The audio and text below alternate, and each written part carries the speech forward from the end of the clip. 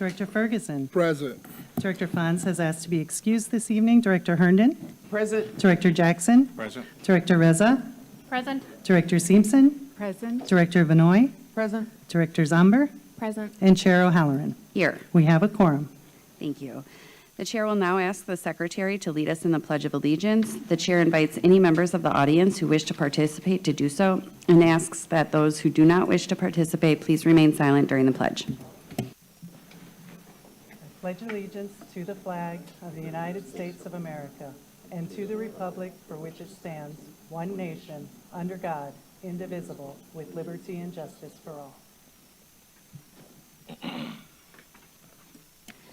This meeting is being conducted in person from the Central Services Building. In order to allow as much public access and participation as possible, this meeting is also being broadcast via the MPS YouTube stream, the links to which may be found on the MPS website on the broadcast page. Before we begin tonight's meeting, we have a short announcement regarding interpretation services for the Spanish-speaking members of our audience. Buenas tardes y bienvenidos a la Junta de la Mesa Directiva de las Escuelas Públicas de Milwaukee. Si desea escuchar esta reunión en español, por favor llame al 312-626-6799 e introduzca el número de reunión 832-0725-4267 seguido por el símbolo de número. Luego, introduzca el código 883149, seguido por el símbolo de número. Nuevamente, para escuchar esta reunión en español, llame al 312-626-6799 e introduzca el número de reunión 832-0725-4267, seguido por el símbolo de número. Luego, introduzca el código 883149, seguido por el símbolo de número. Thank you. For each of our items of business, we will hold a discussion and public hearing. If you wish to speak, please fill out a speaker slip and bring it to our secretary, Dr. Owen Moore. Virtual speakers are asked to remain on the platform until you are called upon. After speaking, virtual speakers may follow the rest of the meeting using the broadcast information previously mentioned. Speakers may only address the item for which they have registered. Questions from the public may not be answered during the public comment period. Following public comment, the committee will begin its discussion and no additional comments will be accepted. When you are called upon to speak, please state your name and spell your last name for the record. For the sake of fairness and to give everyone a chance to speak, the chair reserves the right to limit the length of time allowed to any one speaker. Written testimony will be accepted for transmittal to the board. Send this testimony to the Office of Board Governance, P.O. Box 2181, Milwaukee, Wisconsin, 53201-2181, or fax to 414-475-8071, or email it to governance@milwaukee.k12.wi.us. Just as a reminder, Robert's Rules of Order dictates that all comments, questions, and requests should be directed to the chair of the committee, who will determine the most efficient way to address them. The board appreciates and encourages stakeholder input and assumes that members of the public will participate in a civil manner. Conduct that prevents the good order of the meeting will not be tolerated. Anyone who engages in behavior that persistently disrupts the meeting may be removed from the meeting. Anyone ejected from the meeting may continue to listen to the meeting or access the agenda items online. However, the individual will not be allowed to rejoin the meeting. Also, no one other than members of the board, designated staff, and those who have been invited to present or participate in items of business will be allowed on stage before, during, or after meetings of the board and its committees. Finally, for our listening audience, if you wish to access this evening's agenda items and attachments online, you may do so by visiting the meetings, agendas, and minutes page of the MPS website. Now let's begin. Madam Secretary, item 1. Madam Chair, item 1 is consideration of the 25-26 Superintendent's proposed budget with possible action on proposed budget amendments. There were no amendments submitted in advance for consideration tonight. Thank you. Does the administration have anything to present?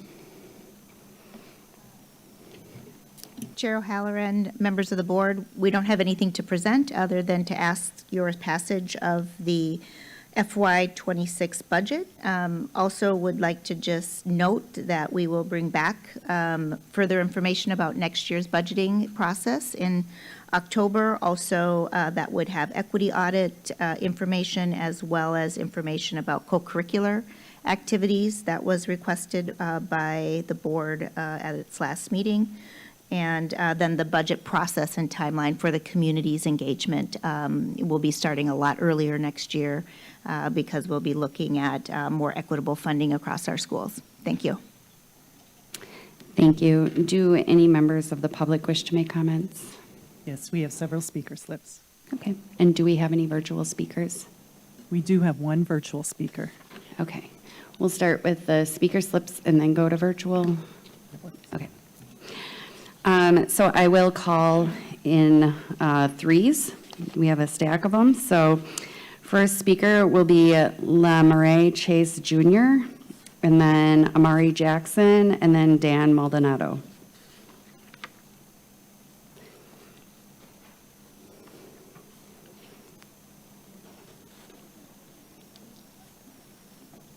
Thank you for coming. So just state your name, spell your last name, and then you can start your testimony.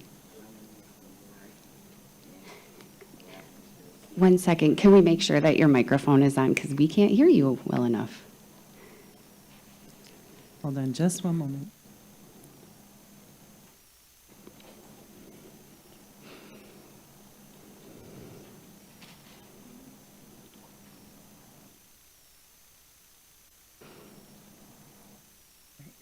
Can we try again? Hello, There we go. Perfect. So state your name, spell your last name, and then you can start. my name is Lamari, and my last name is spelled Chase. And I want to speak honestly about the conditions of our school bathrooms. Everyday students like me are forced to deal with bathrooms that are not only dirty, but honestly disgusting. Half of the time, the bathrooms are locked for no clear reason. We have to wait for class time or get permission just to use basic necessities. And when we finally get in, it's like walking into a nightmare. The smell hits you before you open the door. It's not just bad, it's horrid. The stench is so strong it feels like it punches you in the face. Sometimes I hold my breath or just walk right out because I can't stand it. It's not normal. No student should have to experience that just to use the bathroom. The toilets are often clogged or overflowed. Trash is all over the floor, and puddles of who knows what covers the ground. The school board should care because it's impacting my learning. Thank you. So then we have Amari Jackson, Dan Maldonado, and then Joseph Johnson. Hello. My name is Amari Jackson. My last name is spelled Jackson. I feel that we need better materials in school because most schools we have old books. We need old books, old Chromebooks. Most of the keyboards are messed up on the Chromebooks. Their screens are black. The screens are messed up, and it impacts our learning because when we're trying to use Chromebooks to type or anything, we have messed up keyboards.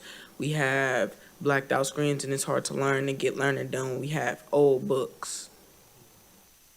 Okay. And that's my case. Okay. Thank you.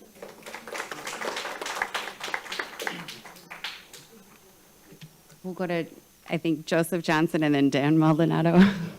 Oh, I didn't know he was. That's okay. My bad. Wait, can I start? Yeah. Okay, so some of y'all might know me because you see me. Before a you couple start, times. I'm sorry to cut you off. Can you state your name, spell your last name, and then start? My name is Joseph Johnson. Thank you. Spelled Johnson. Some of y'all might know me because you've seen me a couple times. But I'm a 12th grader at the School of North Division, and I am an active member of the LIT, aka Leaders Igniting Transformation and Advocacy, led by Black and Brown youth across the state of Wisconsin. We are here to urge you to support our budget priorities identified by LIT student members who are current MPS students. To me, a safe school environment is when a student can come to school and not feel judged by the way they look, by the way they act, by the way they sound, by the way they walk, et cetera, the list goes on. What I think my school, along with any other school, lacks is mental health awareness. In my experience, mental health isn't talked about enough and is overlooked. It's more so pushed under the rug. Now I know I can't speak for other people, but what I've seen in my school, we have professionals that can help us physically, but like the school nurse, but mentally we don't have anybody that can help us with that. We also don't have any programs that can help us with our mental health. In my school, I've seen students not being able to do their work. They can't talk to mostly anybody about their own problems, whether it's at school or at home. This issue matters to me because I'm once a person with bad mental health and a very low self-esteem until I got the help I needed. To see other students / my peers suffer with the mental health is basically just sickens me a lot. This issue should matter to you because this is your job as school board members. They were selected to listen to you're selected to listen to our concerns, basically. Having more professionals in our schools that can help us with other people's mental health will show that you actually care about the student safety and everything else, because right now it don't seem like y'all do. Dear school board members, please stop giving us Band-Aid solutions and actually fund things that matter to us. We invite you to work with us to reimagine safety for our school district by funding things that truly make our community safe.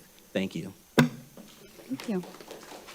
And then we'll have Dan Maldonado, Jasmine Segarra, and then Selena Cruz. Hey, Dan Maldonado, Maldonado. Good evening, Director O'Halloran, members of the board, Superintendent Dr. Casilius, and community members. My name is Dan Maldonado. I'm a proud MPS alum from the Riverside University High School, a former English and ESL teacher at both South Division and Riverside, and until recently I worked in the Department of Black and Latino Male Achievement. Today I serve as co-executive director of Leaders Igniting Transformation, a youth of color-led organization based here in Milwaukee that builds power with black and brown students across the state of Wisconsin. I want to address the $2 million proposed for the Safe Schools Hub. While the intention may be safety, the language is vague, and for our youth, vagueness can be dangerous. When safety isn't clearly defined, it too often defaults to control, surveillance, locked bathrooms, and exclusionary discipline. That may create order, but it doesn't build trust. Black and brown students have been clear about what real safety means: trusted relationships, mental health support, restorative practices, and schools that treat them with dignity, not systems that criminalize them. That doesn't look like gutting trauma support, slashing restorative justice roles, or weakening equity departments. And it definitely doesn't look like demoting staff within BLMA, gender and identity inclusion, or restorative practices, teams leading critical work that center students of color. These aren't just staffing decisions, they're loud messages about what and who we are choosing to devalue. So I have to ask, how does this create a safe school hub when the very departments doing the work of healing, empowerment, and belonging are being diminished, dismantled, or ignored? Our young people are paying attention. They want and deserve a seat at the table, not after decisions are made, but before policies are finalized. Too often in this district, decisions are made for students, but not with students, and by individuals who haven't stepped foot in a classroom or school in years. If we're serious about equity, student voice can't be symbolic. It must be structural.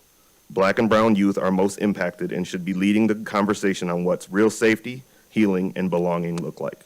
Thank you for your time. Thank you. And then we have Jasmine Segarra, Selena Cruz, and then Uniqua Woodson. Okay, my name is Jasmine. My last name is spelled Segara. And I am a longtime staff member of Leaders Igniting Transformation, an advocacy org, as y'all have heard, led by Black and brown youth across Wisconsin. Today, we are here to urge you for your support for our budget priorities identified by current MPS students. To me, a safe school provides adequate quality staff and teachers equipped with resources and professional development they need to educate the next generation of leaders. And also a school that has clean, accessible, and functioning bathroom facilities. From 2010 to 2012, I attended Lincoln Center of the Arts Middle School. During that time, our teachers did not have adequate support and often resorted to outdated worksheets and seemed to give up on us. In 8th grade, my math teacher was on medical leave for the entire year, and we did not have a teacher that came in to step in and support. We had various substitute teachers, and we did not receive an adequate math education. I consistently had to advocate for my class and for myself for the right to a proper education and did not feel prepared or ready for high school. I also experienced dirty and broken bathroom facilities. Many bathroom stalls were extremely filthy with only a few toilet paper rolls and outdated hand dryers that went unwashed for weeks. There were also broken mirrors and many outdated stalls that were not used or we couldn't use, and also experienced locked bathrooms as well. It saddens me to hear that young people are still experiencing these issues 10 to 14 years later. These issues to matter to you as the decision makers for our young people, our staff, and students. Investing into school, staff, students, everyone improves everyone's experience. All students deserve the best quality education to prepare them for their future success and access to clean, functioning bathroom facilities. Dear school board, please stop giving us Band-Aid solutions and actually fund things that matter to us and our young people. And we invite you to continue to work with us to reimagine safety for our district and our communities and fund things that actually make our students and our staff feel safe. Thank you. Thank you. Then we'll have Selena Cruz, Uniqua Woodson, and then Cristabel Martinez.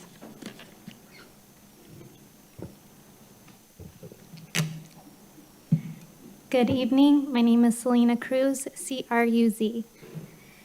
Good evening, school board directors. My name is Selena Cruz, and I am a staff member from Leaders Igniting Transformation, an advocacy organization led by Black and Brown youth across the state of Wisconsin.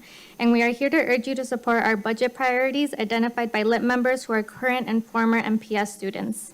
To me, a safe school is a place where students feel supported by their teachers and where they can have access to resources and programs to thrive. Today, I want to speak with you about the Say Yes to MPS campaign and referendum that voters approved in April of 2024. According to the MPS referendum page on the MPS website, MPS was facing a $2 million budget shortage fall for the 2025 fiscal year because state funding for schools had not kept pace with inflation since 2009. If this referendum was approved, and it was, schools and MPS should have received more funding directly supporting students and teachers in their classrooms.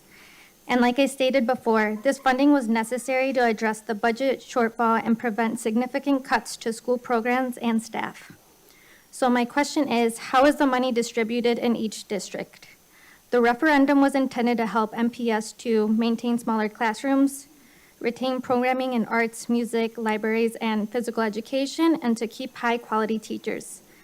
But that leads me to another important question. Have these goals been achieved? At the end of the day, these are real students whose lives are directly impacted by your decisions.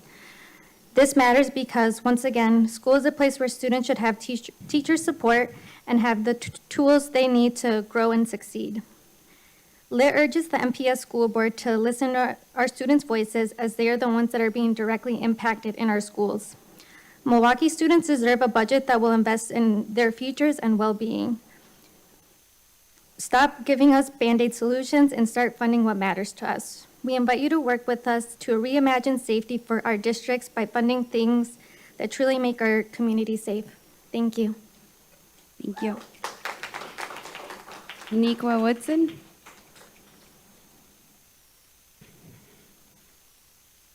My name is Uniqua Woodson, last name spelled W-O-O-D-S-O-N. My name is Uniqua Woodson, and I'm the high school organizer for Leaders Igniting Transformation, AKA LIT, an advocacy organization led by Black and Brown youth across Wisconsin. We are here to urge you to support the budget priorities identified by our LIT students who are current MPS students. To our students, a safe school is a place where they feel secure emotionally, physically, and psychologically, allowing them to focus on becoming their best selves without distraction. To achieve this, we need to address several areas. First, more mental health resources need to be readily available for students. The academic stress, family expectations, and social pressures, especially from social media, can contribute to adolescent burnout. Secondly, our youth deserve better school facilities. I frequently hear stories about students avoiding bathrooms due to unsanitary conditions or non-functional facilities. Classrooms are exposed to asbestos and students are breathing in contaminated air. Furthermore, we cannot overlook the lead crisis. While some youth families are already battling landlords for lead in their homes, we must ensure that it's a safe place for our youth, such as schools, are not jeopardized. Lastly, the Milwaukee Police Department is a part of our school community. They need to have proper training on how to interact with all students respectfully. The focus should shift from policing youth to protecting student safety without criminalizing normal youth behavior. This includes understanding how youth think differently other than adults, recognizing impulse control issues, identifying signs of emotional distress. We advocate for collaboration and building positive relationships between students, staff, and MPD. Dear School Board, we ask that you move temporary solutions and genuinely fund initiatives that matter towards our students. We invite you to work with us to reimagine safety for our district by investing in what truly makes our school community safe. Thank you. And then I have Cristabel Martinez and then Zycleria Lucas. Hello, last name Martinez, Martinez. Hello, my name is Cristabel Martinez, and I am a staff member at Leaders Igniting Transformation, a Black and Brown-led organization dedicated to addressing value-based issues, electoral organizing and direct action, public policy advocacy, and leadership development. In my role, I oversee the Civics Department, which includes our community-based and electoral and canvassing program. Last year, my department led the canvassing and field efforts for the Vote Yes for MPS campaign. This campaign successfully contributed to an over $200 million budget increase for MPS, aimed at maintaining smaller class sizes, retaining programs in art and music, libraries and physical education, and attracting high-quality teachers. As we prepare for the 2025 to 2026 school year, I want to emphasize the importance of continuing to invest in our young people, in our young people's well-being, and so they can thrive academically, socially, emotionally, and physically. To achieve this, we urge you to prioritize investment in staff, mental health services, basic resources, and facility upkeep. Furthermore, as a community organizer in social work, I understand the importance of taking a holistic approach to ensure our young people thrive. We need to increase staffing allocation funds for our school counselors. Students are calling for improved accessibility to school counselors. Currently, the Milwaukee Public School does not meet the American School Counselor Association recommended ratio of 250 students per counselor, and the actual ratio is higher. School counselors provide support for students in a variety of ways, from supporting teachers and classes to balancing extracurricular activities to assisting students with college applications and scholarship opportunities.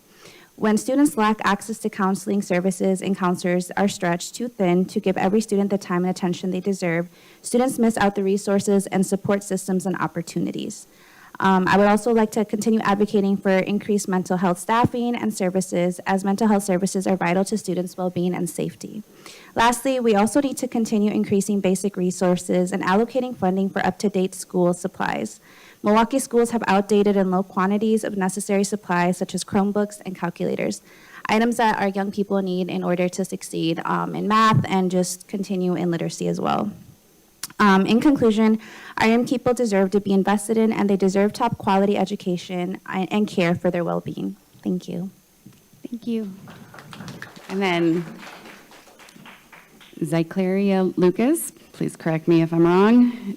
And then we'll have Deidra Veal, and then Ahina Ephraim.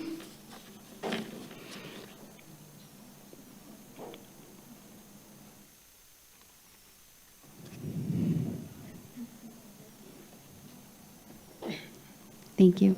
My name is pronounced Zykeria, by the way. My name is Zykeria Lucas, Lucas spelled Lucas. My name is Zykeria Lucas. I am an up-and-coming freshman at Rufus King High School and an active member of LIT.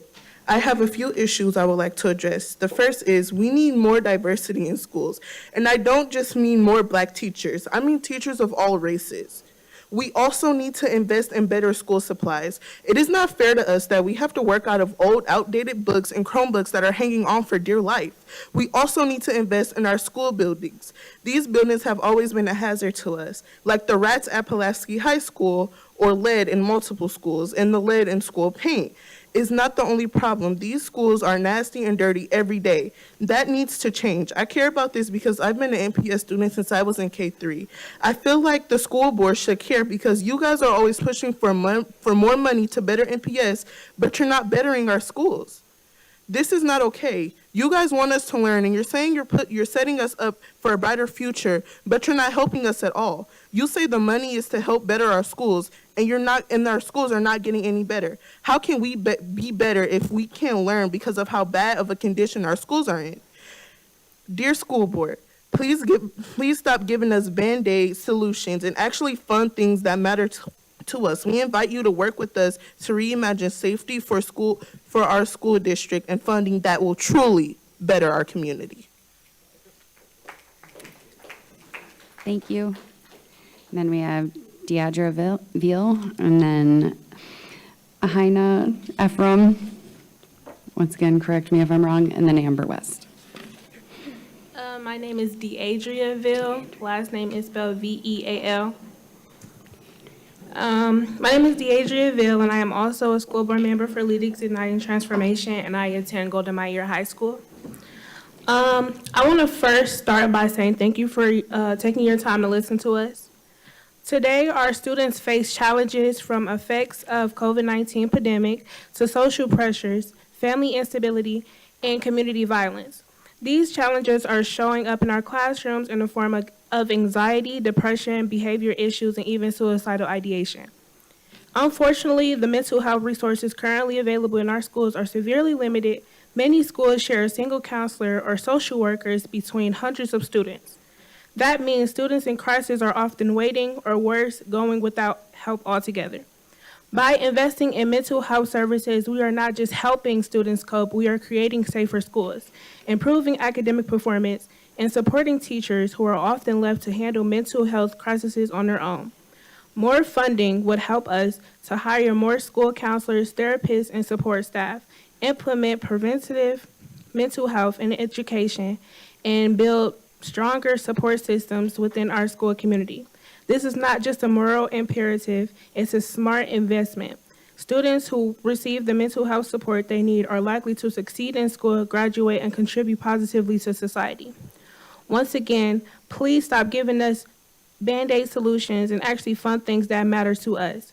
We invite you to work with us to reimagine safety for our district by funding things that truly make our community safe. Thank you. Thank you.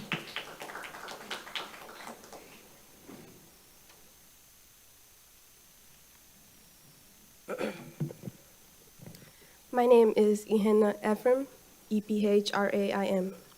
Good evening, esteemed Board of Directors. My name is Ihenna Ephraim. I'm an upcoming senior and active member of Leaders Igniting Transformation, an advocacy organization led by Black and brown youth across the state of Wisconsin. To me, a safe school is a place where students feel comfortable, supported, and free to be themselves without fear. That means more than just having security cameras, locked doors, or metal detectors. It's about creating an environment where everyone is respected and treated equally. A safe school should have teachers and staff who actually care about the students' well-being, and that ultimately means having teachers that look more like me. And why I say that is because at my school, we have more white teachers than teachers of colors. And even though that's not ultimately bad, having teachers that look like me would make me feel seen, understood, and more confident in who I am. It also showed me that success is possible for people like me, and that I belong in spaces of leadership and learning. The next thing I would like to address is the need for better school lunches. Feeding students better school lunches will give them the energy and focus they need to learn and do well in class. When the food is healthy and actually tastes good, it shows that the school cares about our health and success, not just about getting us through the day. Students are the most directly and significantly impacted by the decisions made.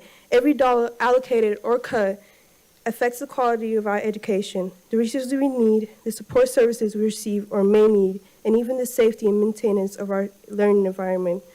Larger class sizes, out-of-date textbooks, fewer extracurricular activities, and restricted access to counselors or special education help might result from inadequate or improperly distributed money. It is the duty of school board that every budget choice puts the interest of the students first and encourages academic achievement, equity, and opportunity. After all, how well a school system serves its children is best indicator of its success. Dear school board, please stop giving us Band-Aid solutions and actually fund things that matter to us. We invite you to work with us to imagine safety for our district by funding things that truly make our community feel safe. Thank you. And then Amber West, and then Lucas Weir. Yes, my name is Amber West, West, W-E-S-T. My name is Amber West, and I'm the high school manager for Leaders Igniting Transformation, as you've heard, an advocacy group led by Black and brown students here in Milwaukee and all over the state of Wisconsin. I've worked within MPS high schools for the last 2 years doing leadership development, advocacy, and civic engagement. We have worked with a multitude of schools all over the MPS spectrum, like Golda Meir and Ronald Reagan, and some of our lower-ranking schools like North Division. Amongst all of these schools and all of our student leaders, dissatisfaction and lack of safety within MPS is a common denominator. Our students have reported feeling unsafe and unsupported within their own schools and buildings. These feelings have stemmed from racist and punitive staff members, lack of counselors and therapists, lack of updated school facilities like clean and well-stocked restrooms, lack of community organizations, the presence of rodents and bugs, the presence of lead, and general ostracization from the Milwaukee community. I would like to thank our new superintendent and our school board for investing in our students' health like the lead safety plan and our school lunch investment. However, our students' mental health is just as important as their physical health. We must invest in professional development for these teachers, such as cultural competency, hate and bias, and restorative practices. We should pay our teachers more so our teachers feel valued for the work that they do. We should invest in hiring more school counselors, therapists, nurses, and support staff so the emotional labor doesn't just fall on teachers. We should make major investments in our facilities outside of athletics and policing our students. LIT cares about the budget because this past November, as stated before, LIT students knocked on over 10,000 doors, urging members of the community to say yes to MPS. And while LIT is a champion for public education, we cannot, It's okay. Deep breath. we can't basically keep supporting the public education system that is harmful to our Black and brown students and funneling them into the school to prison pipeline. So with that being said, dear school board and our new superintendent, please stop giving us Band-Aid solutions and listen to our LIT student leaders today. Thank you. All right. Thank you. Next, we have Lucas Weir and then Don Tower. Lucas Weir, W-I-E-R-E-R. Good evening, Superintendent Caselius, Chair O'Halloran, and members of the board. I wanted to start this evening by uplifting the two amendments that put forth, but apparently not received, by the Equity Coalition made up of Black Educators Caucus MKE, Micah Education Task Force, and Are We Aspiring Anti-Racist White Educators. These amendments came in direct response to the findings of the governor's recently released instructional review of MPS, which outlines widespread inequities, inconsistent instructional quality, and a lack of aligned systems to support student success. The First Amendment, Building Better, an amendment to develop professionally, would include weekly job-embedded PD for teachers, coaching in PLCs aligned to district curriculum, real support for literacy and culturally responsive teaching, as well as a public audit of PD access by school and role. Having taught in multiple schools over the course of my 17 years in the district, I can tell you that access to and the quality of professional development is wildly inconsistent and was not a priority for our previous administration. For these reasons, we've lost our way, and the recent audit simply laid bare that truth. The Second Amendment, Equity First, an amendment to thrive, demands community-led equity audits that include community members, students, family, school leaders, and the board directors, as well as anti-racist, anti-bias training, more school-based decision-making, and a full district equity audit. As a culturally responsive teacher leader in the district for 7 years, from 2016 to 2023, I worked with a highly competent equity director under the leadership of a superintendent that was at least comfortable addressing an MPS problem of practice that read, MPS has neither consistently nor effectively engaged all of our students of color in an environment conducive to learning. Thus, there are opportunity gaps that perpetuate low student achievement. This problem of practice was a regular part of equity trainings as early as 2016. But just years after its acknowledgement, we had a change in superintendent and a new director of equity and inclusion that for all intents and purposes ended this all-encompassing district-wide work. Excuse me. Once leaders in this kind of equity work, our union leadership failed to push back, and as a result, much of the equity work carried out in this district is piecemeal, optional, and/or performative at best. These amendments and other community input cannot and should not have to wait until fiscal year 27.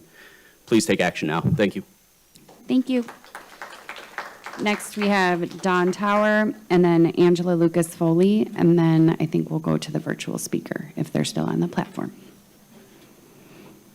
All right, Dawn Tower, that's Tower,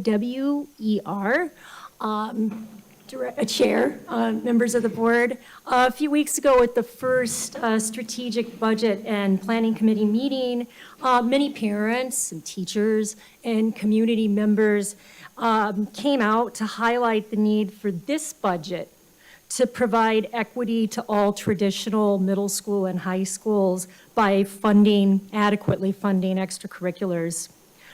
One of my colleagues called out the differences between schools that have and those that don't. Stark. I would like to illustrate the meaning of the words stark differences with some concrete examples. In 2023, I had the eye-opening opportunity to work for the last 3 weeks of a traditional START K-8 school on the north side. I'm a high school teacher on the early START calendar at that time. Sometimes the principal herself came and covered my 30-minute lunch. There was no prep. There was no prep because there were no faves. There was no PE. There was no art. There was no music. There was no computer. And because it was the last 3 weeks of the school year, we were turning in all the books, so there was no library. This was shocking to me because my son had all of these things at his K-5 school. I worked with a 7th grade class that, in addition to not having any faves, had no recess, and definitely had no extracurriculars, no exercise, no enrichment, no joy. Fast forward 2 years, my son just completed 6th grade at Milwaukee School of Languages, and he was able to play chess, and he was able to be on the soccer team. In his building, and in my hand, there are 15 extracurriculars available to 6th and 7th graders at his school. That doesn't count 10 different types of athletics that middle school students can participate in. I'm not proud of myself for choosing the right school for my own child. I would like every 6th and 7th grade student in this district to have those opportunities. So please consider extracurriculars in this budget. Thank you. Thank you. Next, we'll have Angela Lucas Foley, and then Angela Harris, and then not a virtual speaker. So Angela, and then Angela, please. Angela Lucas Foley, Lucasfoley. Good evening, Director O'Halloran, Superintendent Casilius, the board.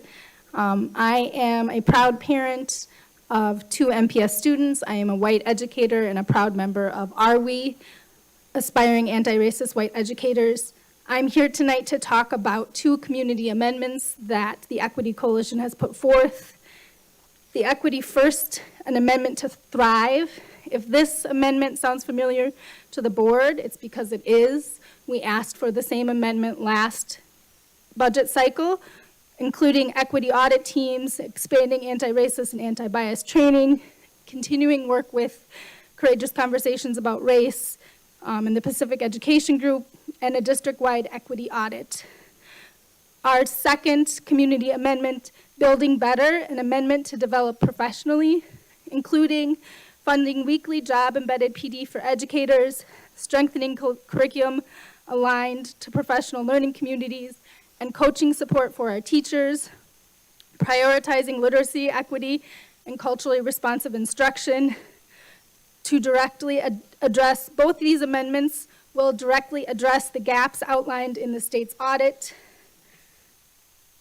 Before you say it's too late to submit an amendment, or administration, it's too late to adjust the budget, I ask you, what do we have to lose? Last place in reading in the United States, 12% reading proficiency as a district. Perhaps instead of a $2 million investment for a safety hub, of which we know little about, we invest in these community proposed amendments, equity first, and building better. Thank you. Thank you. And then Angela Harris. I was the virtual speaker. Okay, all right, I just want to make it clear. All right, Angela Harris, Harris, and I speak today on behalf of the Milwaukee Equity Coalition, including the Black Educators Caucus, MICA Education Task Force, and RWE. We submitted 2 clear, community-driven budget amendments to you. Equity First, an amendment to thrive, and Building Better, an amendment to develop professionally. These amendments were emailed directly to every board member and the superintendent. Only one board member responded to our email and the superintendent's response. She looked forward to working with us during the FY27 budget process. Let me be clear, Milwaukee's children cannot wait.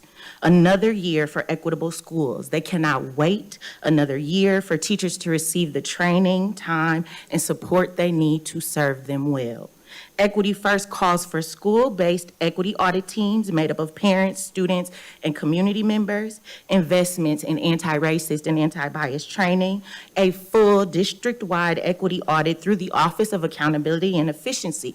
A portion of their budget could also be earmarked for this audit. These are not radical asks. They are basic tools for transparency, healing, and accountability. Building Better addresses the instructional crisis outlined in Governor Evers' audit. Professional developments are inconsistent, disconnected, and insufficient. Teachers are isolated with little time to collaborate. Literacy instruction is failing our children. We're asking for weekly job-embedded professional development, curriculum aligned to professional learning communities, coaching and training focused on structural literacy and culturally responsive teaching, a public audit of who is receiving PD and how it is being tracked. This isn't about politics. This is about values. What you fund is what you value. We don't need another year of performative statements about equity. We need action that reaches the classrooms. We need systems that honor the teachers. We need a budget that meets this moment. We don't need to wait to FY27. Milwaukee's children deserve schools that thrive and teachers who are prepared to help them do so. Thank you. Thank you. Thank you to everybody who came out to speak, and in particular, thank you to the students who came tonight to share your thoughts. Do any committee members wish to make comments or ask questions? Director Ferguson? Thank you, Madam Chair, and I just wanted to commend the students from LIT and the staff for coming out and speaking with us and letting us know of their priorities and advocating for what they feel is right for their schools. So thank you very much. Any other committee members? Director Jackson? Same thing as well. Thank you all for showing up. I definitely appreciate hearing your voice on so many different issues. But keep in mind, just so you know, this is a proposed budget, so it's not even finalized. So understand things can change through the pipeline as well. And that's not even being optimistic, that's being honest. So hearing you say that, and definitely I know myself, as well as having a conversation now with other board members and superintendent, thank you for that, but this is just a proposed budget. Just know that. Thank you. Director Vanoy? I also want to thank everyone for coming and your ideas, and there are some fantastic ideas in there, so many of them. I do think one in particular that we all need to be at the table before the decisions are made, and I think that is the plan going forward. So it's starting in October for sure, being part of the budget cycles and having your voice there, we can make some serious changes, and I do think, I really appreciate what everybody said. Thank you. Thank you. Director Simpson. Yeah, thank you. I just also wanted to thank the students from Lit for showing up and speaking out tonight.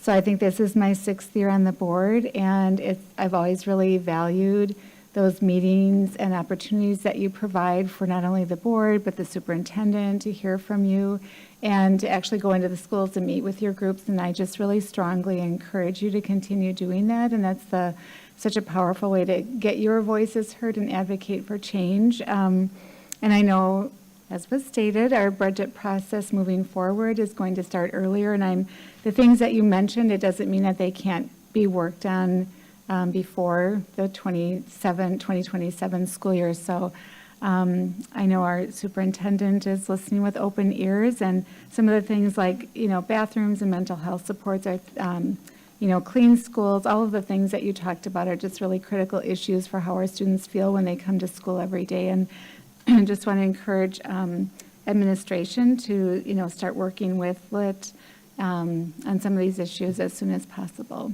Thank you. Thank you, Director Simpson. Director Zambor. Thank you, Chair O'Halloran. Thank you to all of the students and speakers tonight for sharing your budget priorities. I do want to zero in a little bit more on the bathroom cleanliness topic that came up, and was wondering if administration could comment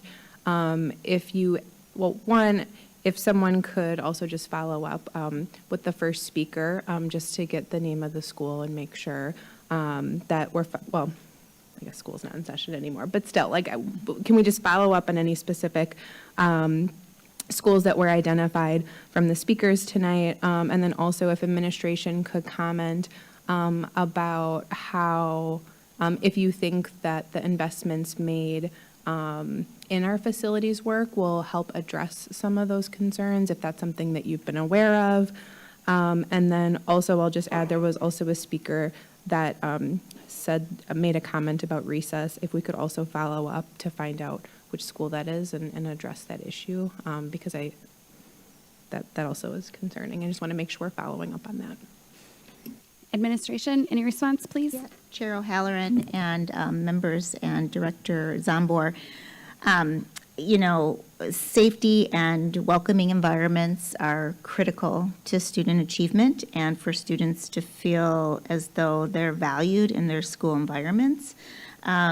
We did invest $16 million into the lead work, but that includes additional revenues for buoying up our facilities team that will be ongoing. So those are going to absolutely help. We're going to also be cleaning our schools, and that includes all of our bathrooms this summer. And so that will be done. I know that Mr. Terza is also listening in the back, so I'm sure he's taking really good notes. No child should have to go to a dirty bathroom.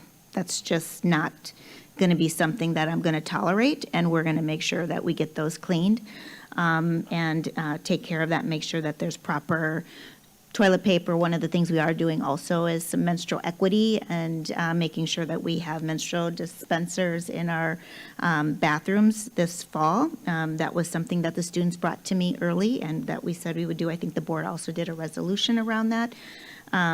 So those are some things. And food justice, we're going to have salad bars in our high schools. That's where we're starting this fall. That's another thing that students brought forward to me.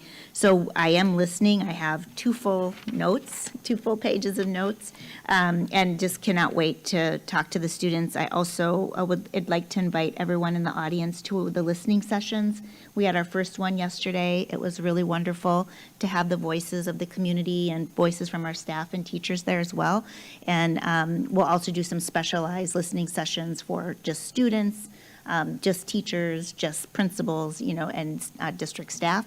So there will be other specialized listening sessions as well as the community-based ones that we have, and these won't be our only ones.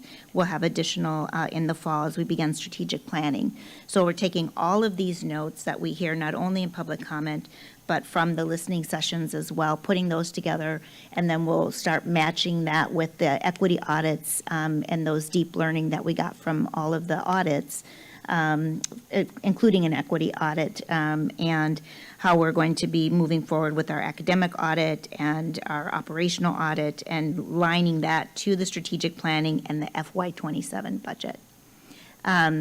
And so the reason that this is a proposed budget is because we don't yet know what the state legislature is going to do. If there is additional revenues from the state legislature, which I am so hopeful for, that would also help us to be able to prioritize other items that we've heard tonight and from other hearings and other requests of the board and our public and staff. So very appreciative of the comments, particularly just thank you, students, for letting us know the concerns. And anytime there's concerns, please definitely email us and let us know. Director Zambor, any follow-up? Okay, Director Herndon? Thank you very much, Madam Chair. I too would like to thank Liz. I'm sorry. There we go. Sorry about that. I wanted to say thank you very much for your young people coming out and speaking to us tonight. Historically, that's always been the case. You're always right on point. I appreciate that. Although initially I was going to speak on the facilities, in addition to that, I wanted to speak about the academic items that the students pointed out tonight. And I wanted to ask administration to speak up on those issues, such as the lack of books. I know that we order books annually, pretty much. The other thing I'd like to point out, and administration can help with that, is staffing, because in the pre-budget, if you will, that the superintendent has presented to us, there's a lot of additional staffing. Of course, I've never gotten to the point where I said we had enough. Additionally, one of the referendums also was supporting additional social workers and psychologists as well. I would not be surprised if some of that has kind of dropped by the wayside. And I do plan to speak with administration on that, among other things. I also would ask administration to work on the extracurriculars and the clubs and that type of thing. I know we're all, as a board, very much interested in that. That is something that our young people have presented to us throughout the school year. And I think it's very important that there should be some club activity, extracurricular activities as well, equitably throughout the district. And with that, I'll be quiet. Thank you, Director Herndon. So I heard a couple of issues in there. Would administration be able to speak a little bit about the books? I know we've had a number of textbook adoptions. So some of the materials, can we start with that perhaps, please? Yeah, Chair O'Halloran and Director Herndon, I know that you've seen the academic audit, and it does say that we have the high-quality materials, but they're not inconsistently used across the district. That is something that we will be remedying as we look at our scope and sequence, and we look at providing the training for our teachers around use of the books and just getting greater adherence to the use of the high-quality materials that we have. I'll also add the job-embedded professional development for teachers and the time for teachers to actually do the practice of using their books, using their methodology, learning from other master teachers with prep time is important, and that's directly linked to having shared time to prep, which is directly linked to having enough staffing with specialists, music, librarian, PE, et cetera. And so this is just, every time I hear folks come and talk, it is reaffirming the reason we need more centralized budgeting around these decisions. That does not mean that schools can't make other decisions for their schools. We just have to ensure that there's equity across these schools, and that there's a quality guarantee for every school of what's basically needed to get these, get your books used, get the professional development that you need, and that students have good instruction. And so I really am eager to speak to the community soon about the process of centralized budgeting and how that will be focused on equitable resources for both co-curricular, curricular opportunities and extracurricular opportunities for students, because what's happening now, I saw right away, was inconsistent across our schools, and it's not acceptable. So I just need the time to be able to do that, and engage with the community to develop these processes, to have the right leadership team in place to be able to focus that effort. You know, just saying that I'm going to do it would be platitudes. I actually have to have the team in place to actually do the work, and then we have to have the resources, and I need to personally know, you know, where we have the inventory and where they're not being used, and be able to do those types of audits myself, and to be able to get that information that I need to actually put together a plan that's going to stick and be sustainable. Okay. Thank you. I think I also heard in Director Herndon's questions maybe about staffing levels with the supports. So we had social worker levels, psychologists, some of the mental health, you know, the people who respond to our students' needs in that way.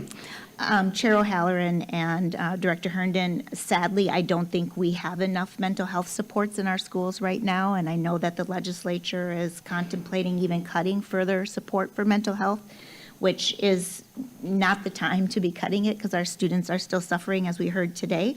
And so that is an area of investment, I think. I don't think that we have enough counselors and social workers. And we just really need the resources, and so we need to be able to do a deep dive to be able to find out where the trade-offs are. I've said that there's a $100 million deficit next year, and I plan on coming to the community and saying, where are our priorities? What does every school need to have? And then how are we going to pay for that with what we have? And then what additional revenues can we all advocate and seek to be able to do the other things that we want to do, because we still are facing a structural deficit.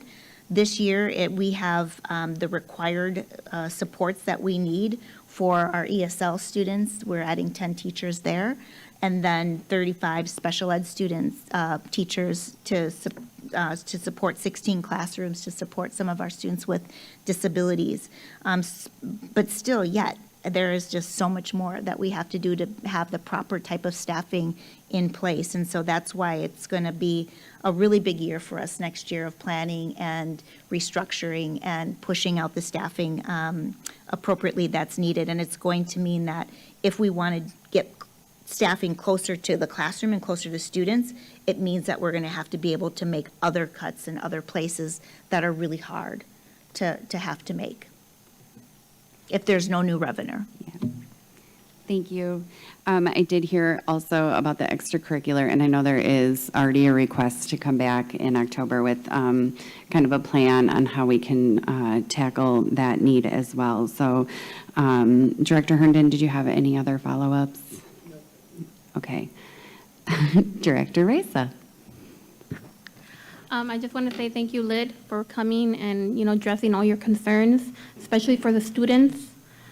We are listening and we're trying to make everything work. One of my main concerns that was also brought up was the Chromebooks. Students are having missing keyboards, cracked screens as it is. Will there be something in the budget in regards to this material? I know it was discussed with books, but what about the technology when it comes to Chromebooks for students? Administration. Chair O'Halloran and Director Reza, I'll have to come back to you. I don't have the answer to the technology replacement program, and I don't know if there's anybody back there who can speak, but I'll definitely come back and bring an answer to you, unless you know, Nick.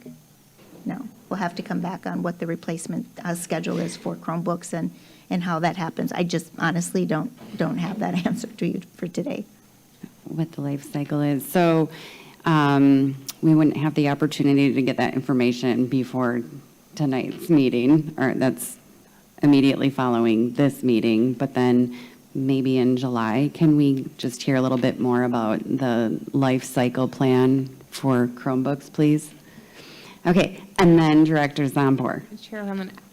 Chair O'Halloran, I don't want to comment for administration, but I do recall asking a lot of questions about Chromebooks at the beginning of the school year, and it seemed like it wasn't that the number of Chromebooks the district had. I think it's how they're distributed to students that maybe is one of the bigger barriers, and really being equitable about our distribution to all of the schools in the district. So I think I'd have to go back and look, but and maybe Office of Board Governance has some of the information that I had been provided at the beginning of the year, but we've done some pretty deep dives on Chromebooks. Okay. Thank you for that note, and a good start is half the battle, so it sounds like we may be closer to the answer than we thought. Director Herndon. Thank you, Madam Chair. Along these lines, my question is, has administration decided how we're going to, or if we plan to supply Chromebooks going forward? Because during COVID, we purchased thousands and thousands and thousands of them, and they weren't really taken care of very well. And, you know, there were many instances of people coming in and repetitively replacing their Chromebook. So I'm just wondering if administration has decided at all, or had even a discussion on whether or not we're going to continue that. Administration, it looks like we have reinforcements. Chair O'Halloran and Director Herndon, I do want to just commend our IT department. Chad Meyer is here.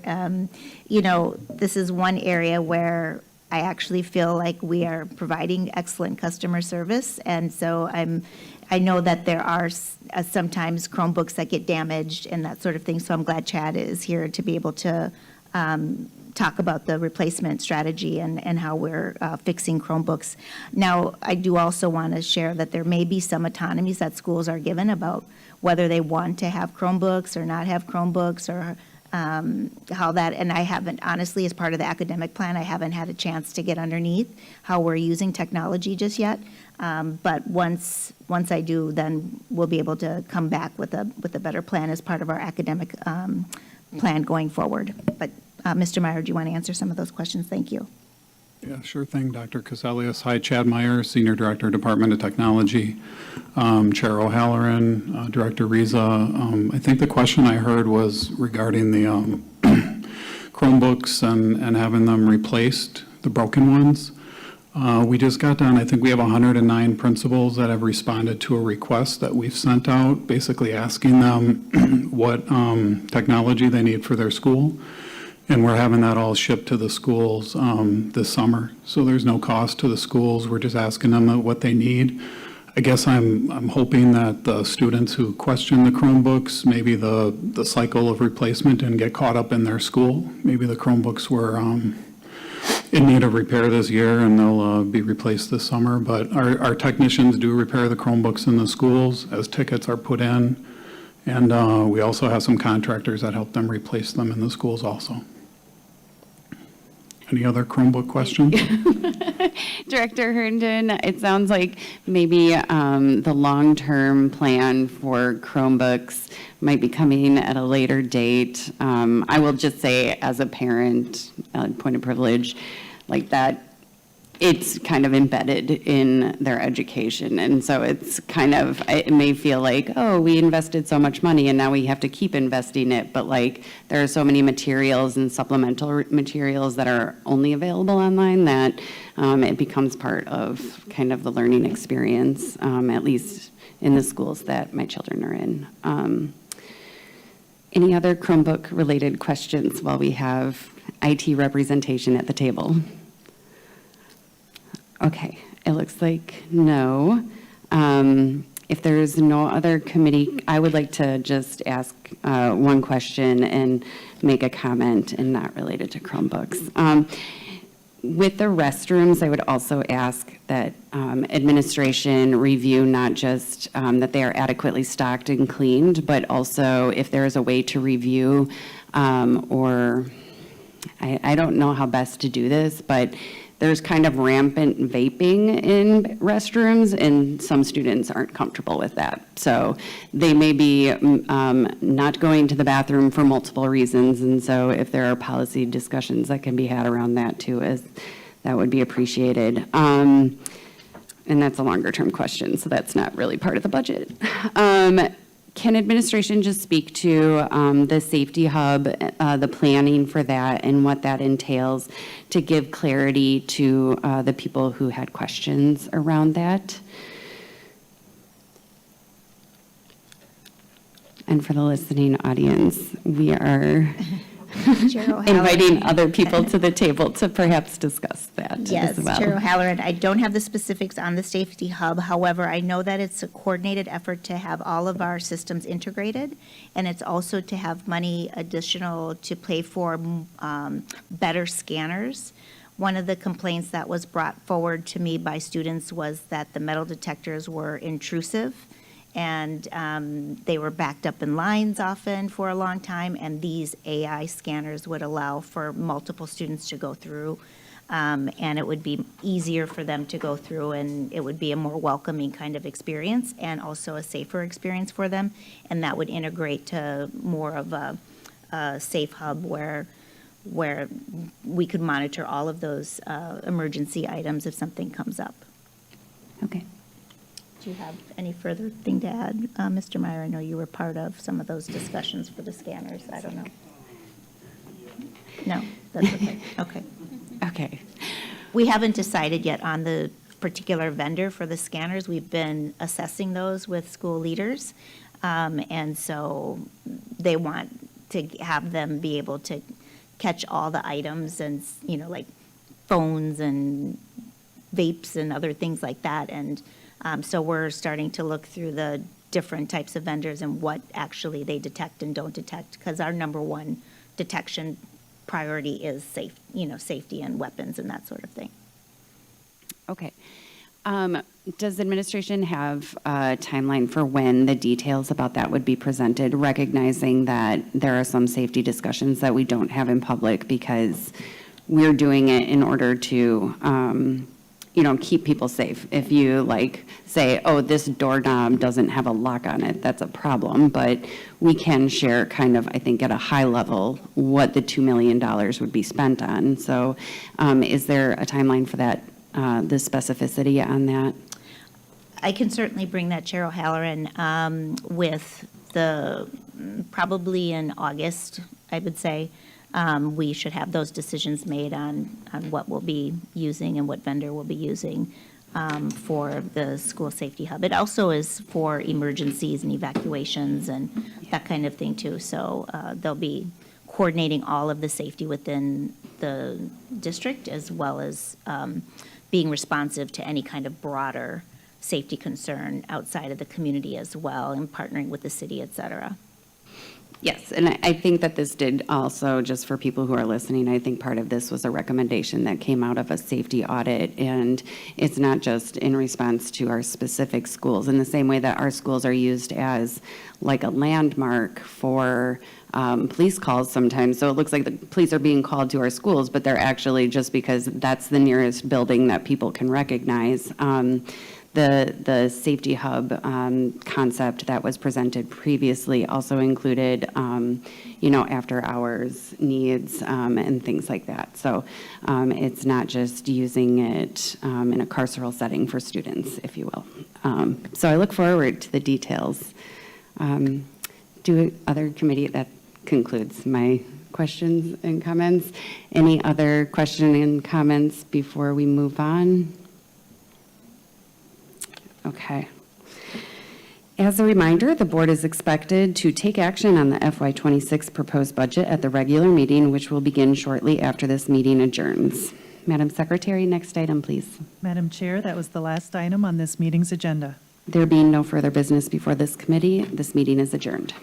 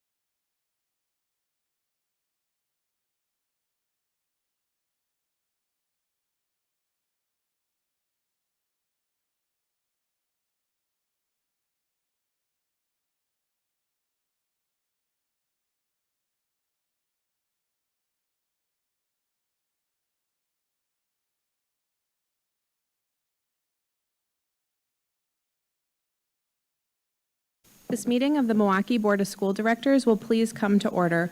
Will the secretary please call the roll? Director Ferguson. Present.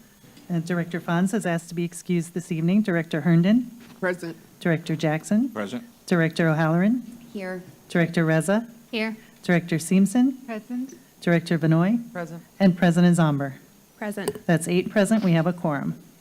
The Pledge of Allegiance was recited at our previous meeting, so we'll proceed with our land acknowledgement. We acknowledge that Milwaukee lies on traditional Menominee, Potawatomi, and Ho-Chunk homeland along the southwest shores of Lake Michigan, part of North America's largest system of freshwater lakes. On this site, the Milwaukee, Menominee, and Kinnickinnick rivers meet, and the people of Wisconsin's Menominee, Ojibwe, Ho-Chunk, Oneida, and Mohican sovereign nations remain present to this day. This meeting is being conducted in person from the Central Services Building. This meeting is also being broadcast on the WYMS Radio 88.9 FM via the MPS YouTube stream, the links to which may be found on the MPS website on the broadcast page. Before we begin tonight's meeting, we have a short announcement regarding interpretation services for the Spanish-speaking members of our audience.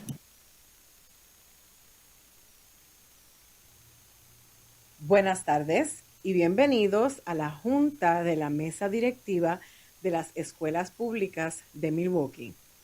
Si desea escuchar esta reunión en español, por favor llame al 312-626-6799 e introduzca el número de reunión 832-0725-4267, seguido por el símbolo de número. Luego, introduzca el código 883149, seguido por el símbolo de número. Nuevamente, para escuchar esta reunión en español, llame al 312-626-6799 e introduzca el número de reunión 832-0725-4267, seguido por el símbolo de número. Luego, introduzca el código 883149, seguido por el símbolo de número. Before we move to our agenda, the chair will ask that we share in a moment of silence to commemorate the passing of the following members of the MPS community. Connie Hutchinson, an 11th grader at Alliance. Timothy Lewis Jordan, a 10th grader at JMAC. Demelvion Green, a 9th grader at Vincent. Miracle Wend, a 7th grader at Wedgwood.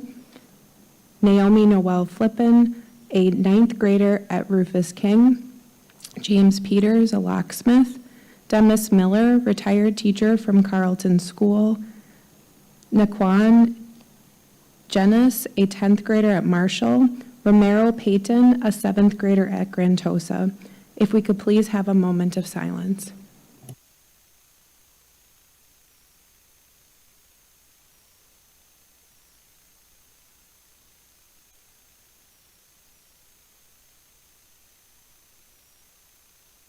Thank you. Each month, the Milwaukee Board of School Directors accepts the public's input both at the committee's meetings and through correspondence submitted to the Office of Board Governance. As this is the regular monthly meeting of the board, however, in accordance with board rules, the board will not be accepting comment at tonight's meeting. Just as a reminder, Robert's Rules of Order dictates that all comments, questions, and requests should be directed to the chair of the committee, who will determine the most efficient way to address them. Finally, for our listening audience, if you wish to access this evening's agendas, items, and attachments online, you may do so by visiting the meetings, agendas, and minutes page of the MPS website. Now let's begin. Madam Secretary, do we have any awards or commendations this evening? Yes, Madam President. Tonight, we have a presentation of a diploma in honor of veteran Robert Theodore Hackle.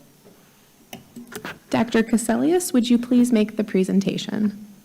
Thank you, President Zomber. I'm honored to be able to make this presentation.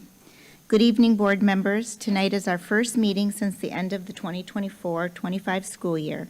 I want to congratulate everyone in MPS who helped make this school year happen. I know this was one of the not the easiest of years, and so I'm reading the wrong Excuse me. Hang on a moment. I got it. You have to apologize to the family. I'm honored here this evening to present to you under Wisconsin State Statute 120.1337, which addresses the awarding of high school diplomas to veterans. Specifically, it allows the school to award a high school diploma to a person who meets criteria in the 8 areas of age, high school attendance, military service, and honorable discharge. Tonight, I have the distinct honor of awarding a high school diploma in honor of World War II veteran Robert Theodore Hackle. Robert Hackle was a quiet hero among us, shaped by his service and humility.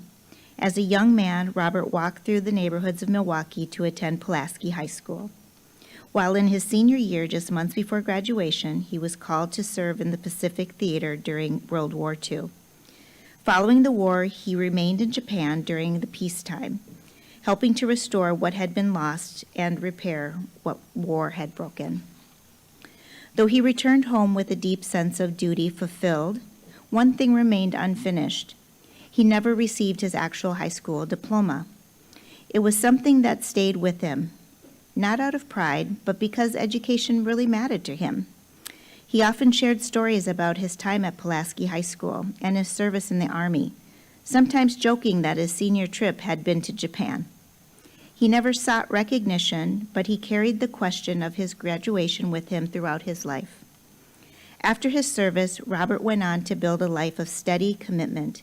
He worked for Wisconsin Gas Company, where he remained until his retirement. In his retirement, he enjoyed being surrounded by his beloved wife and family, cherishing the simple joys of home and togetherness. This evening, we honor Robert by awarding his high school diploma to his family, a small but meaningful tribute to a life of quiet service and enduring strength. In accordance with Wisconsin Statute 120.1337, Milwaukee Public Schools is proud to recognize and honor Robert Theodore Hackle on this day, June 24, 2025, with the posthumous presentation of his high school diploma. At this time, I will ask Mr. Hackle's daughter, Sue Bossman, to join me and President Zomber at the center of the stage to receive her father's high school diploma, and any other family that you would like to come up with you as well.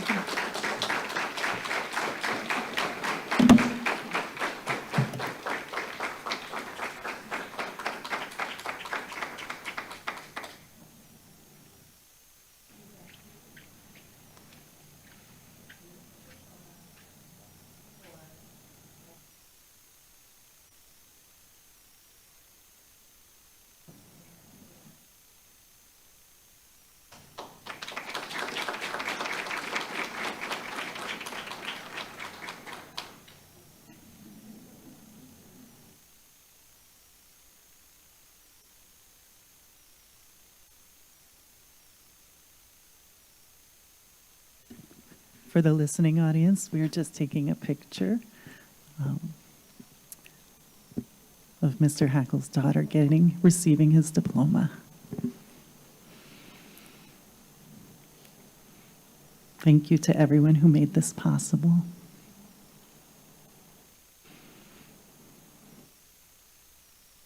It's a real honor, and we're very proud to be able to give this to him today.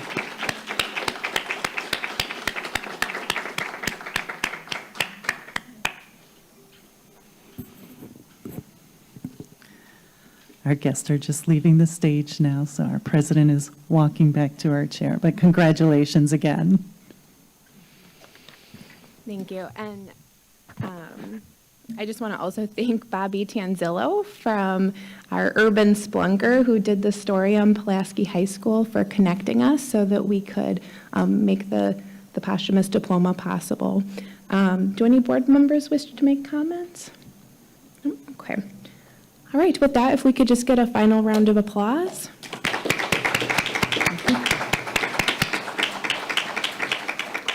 Madam Secretary, what is the next item? Madam President, the next item is approval of the minutes. The minutes for May 2025 will be presented in July.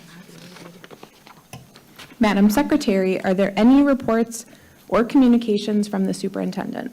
Madam President, we have one communication from the superintendent, the monthly report with possible action of the superintendent of schools. This is an informational item, and although it was noticed for possible action, no action is required. Will the superintendent please present the report? President Zambor, proof that the superintendent, even the superintendent gets nervous when she's presenting. So I'm going to go ahead and present the right report now, which is to speak a little bit about the ongoing since the last superintendent's report to the full board.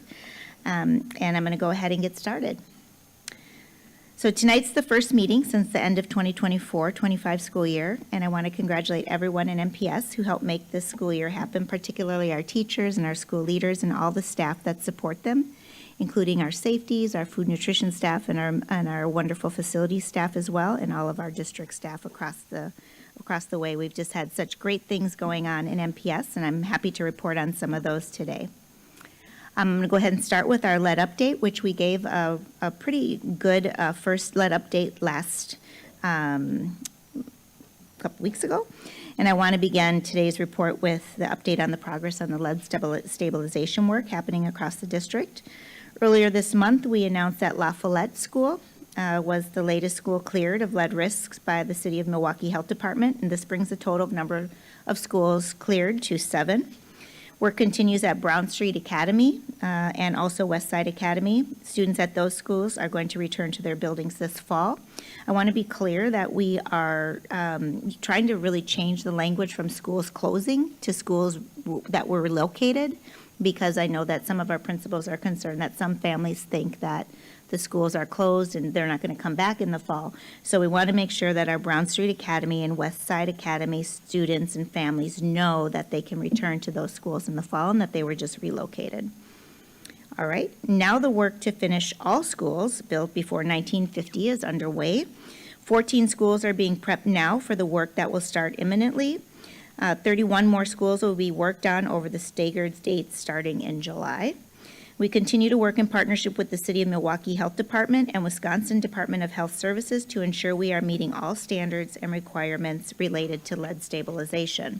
This includes that all of our contractors have certified lead safe renovation staff, ensuring that by September, 100% of MPS custodial and facility staff will be trained on lead safe cleaning protocols. I think it's also worth noting that the decluttering of our first phase schools to prepare for work and cleaning resulted in the disposal of 400,000 pounds of outdated materials and equipment and 20,000 pounds of recycled materials through mid-June. And this was just from 14 schools. So you can imagine the cleanup that's going on in our schools. Also want to just let you know that we did respond to the DHS letter, and that will be posted on our website as well. Finance update. I wanted to provide you with an update on our work to provide the Wisconsin Department of Public Instruction with our 2024 audited financial statements. I'm pleased to share that we have submitted the necessary data that DPI had required to complete their calculations for state aid. Our auditor, Baker Tilly, is now working to finalize the data so that we can close out the 24 audit completely. I expect that once this is complete, we will be able to secure the $40 million in state aid that has been withheld temporarily by the state. We're looking ahead to closing our FY25 later this calendar year and doing it on time. I'll present more of a formal plan to the board in August, but it's worth noting that we're already engaging with our outside experts and filling open positions to ensure we can continue with our obligations and partner. And of course, we're still partnering with DPI every step of the way. Our third phase of work, as you know, and I talked about at the previous board member, is that we will be developing a fully compliant, WOOFR compliant system so that we don't ever have these complications again. The second audit commissioned by the governor's office on MPS was released last week. This audit focuses on our academic program. The audit focuses on 4 levers for academic success, which include visionary and student-centered leadership, ambitious instruction and learning, a culture of support and high expectations, and authentic partnerships with family and communities. I want to thank again Governor Tony Evers for recognizing the need for MPS to take a clear-eyed look at our operations and academics. This independent review provides us with insights that will help guide us and help us to take bold action to deliver the improvements our students deserve. I know that our talented educators and dedicated staff are prepared to turn these recommendations into a focused strategy. We're going to act with urgency and purpose to get every child reading on grade level. This audit will help us chart a stronger path forward and one that accelerates outcomes and puts our students first. I'm really thrilled to speak a little bit about the Listen and Learn tour that's commenced last night. We learned a lot from our community and staff at James Madison Academic Campus. I'm so glad people came out in the really hot evening. I want to thank Director Herndon for being there with me, and also Alderman Chambers and Alderwoman Taylor. We had about 50 people in attendance despite the heat.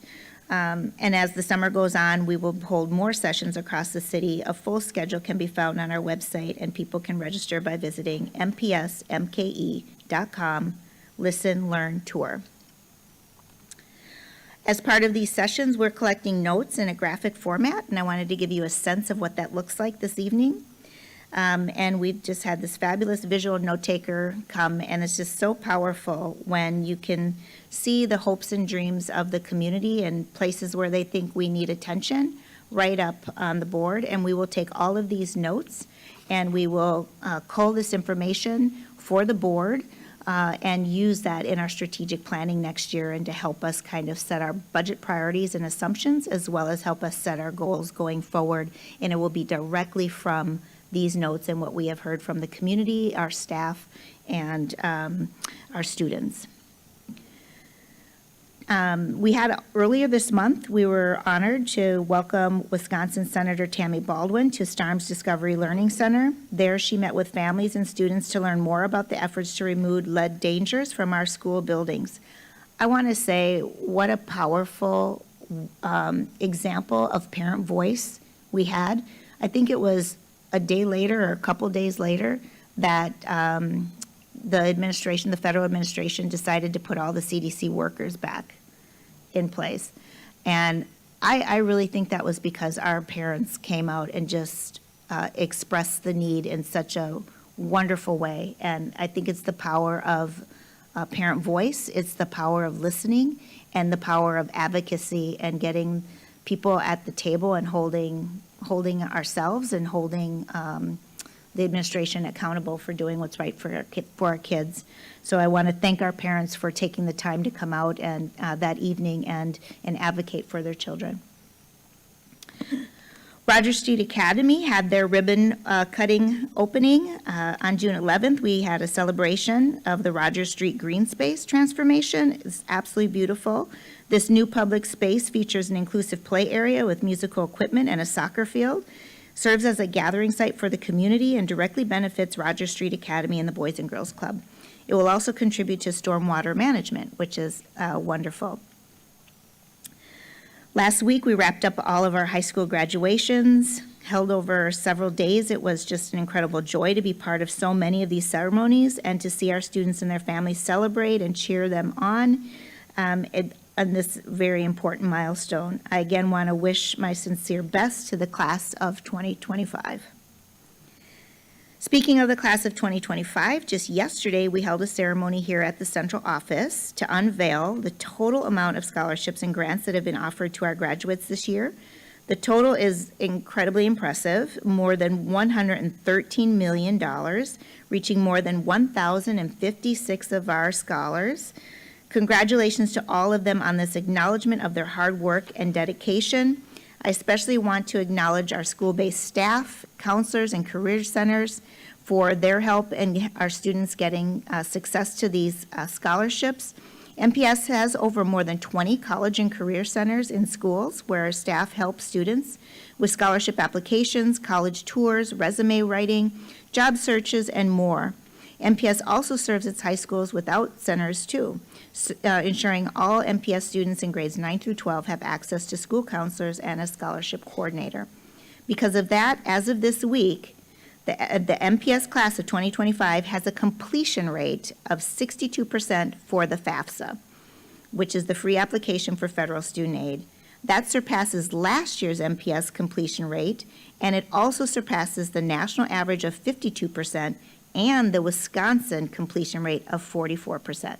So pretty proud of our counselors and our career centers for helping our students fill out that FAFSA, and as a parent, I know that's not easy. So that's my report this evening. Thank you. Thank you.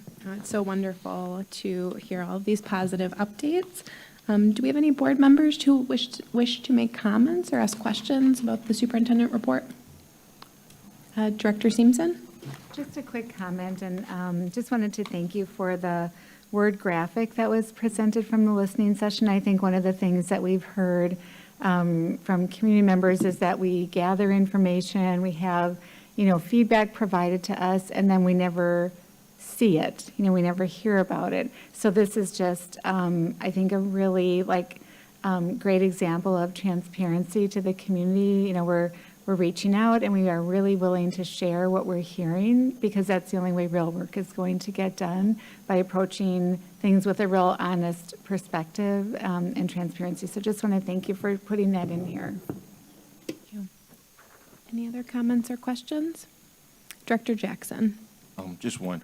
Thank you for all that you've been doing. You've been very honest, and unfortunately, some see it as a challenging issue, but nonetheless, you've been keeping your word, and you can't be at all places at all times, but you've been showing up tremendously. And just to add to your report, which is one event that you couldn't make, was the unveiling of Jimmy Banks Stadium at Obama High School, which Director O'Halloran included me on, and if she could give a little bit more information, but that was also another major milestone as well. Director O'Halloran. Thank you. And it was at the same time as Senator Baldwin was coming to visit, so I'm sure otherwise you would have joined us. So Jimmy Banks is a name that is not recognized nearly enough within the city of Milwaukee. He was one of the first 2 Black American soccer players to represent the United States in the World Cup at the national level. He played in the 1990 World Cup, and it is, it kind of breaks my heart that we don't know enough about him and celebrate him enough. When I was talking about this effort to rename Custer Stadium Jimmy Banks and to do the mural, I actually had somebody from Dublin who I know who lives in Milwaukee now. He's like, I had Jimmy Banks' card. So that means somebody in Dublin recognized this great man for his talent before even, our own city does. And so if it were just about his immense talent, that would be sufficient enough. But in the words of his coach at the national level, he said, he was a better man than he was a soccer player, and he was a phenomenal soccer player. So Jimmy came back to Milwaukee after playing in the for the national team, and he got really active and started the Milwaukee Simbas. And the thing that's so meaningful in particular to me about that is that within the United States, we often have a pay-to-play model for young youth in athletics. And he spent his time trying to make high-quality coaching and mentoring available to students regardless of, ability to pay. So he was really committed to community. He broke the color line at the national level in soccer. And he coached at multiple levels. He was a coach at MSOE. He had a tremendous impact within Milwaukee in the soccer community. And he unfortunately passed away far too young. And so a few years ago, I think it was actually at the behest of the voice of Historic South Stadium, one of our announcers wrote in, I think that was the first person that I saw suggest it. We renamed Custer Stadium the Jimmy Banks Memorial Stadium, and this grassroots group that had coalesced around the issue was like, well, what's next, because oftentimes we put a name on a building or on a monument, and people don't really know what that means. So we worked with this grassroots group, and including family members and colleagues and people inspired by Jimmy to do, we had individual donors from like $5 up to significant gifts. We also received funding from Bader Philanthropies and Greater Milwaukee Foundation, and in cooperation with the MPS Foundation, we're able to fund a truly magnificent mural that is over at Jimmy Banks Stadium. I would encourage everyone to go take the time to see it. It was this really great collaborative effort led by the magnificent Tia Richardson. She does this community model where everybody participates. This is actually Tia Richardson's beautiful work. She has a really dreamy way of bringing things together, and what I appreciate about her artwork is oftentimes within Milwaukee, we don't hear about the beauty, and it's intentional, and she does a really great job of uplifting the inherent beauty in our community. So thank you for giving me the prompt. I will not keep you here all night, but as a full-time soccer mom, I probably could keep going. So if you do nothing else tonight, I would just encourage you to Google about Jimmy Banks, learn more about him, and if you're inspired, take action by just making these opportunities available to young people, because ability to pay should truly not be a barrier to participation in youth athletics. Thank you. I can't wait to see the mural in person, too. Okay, any other questions or comments? Okay.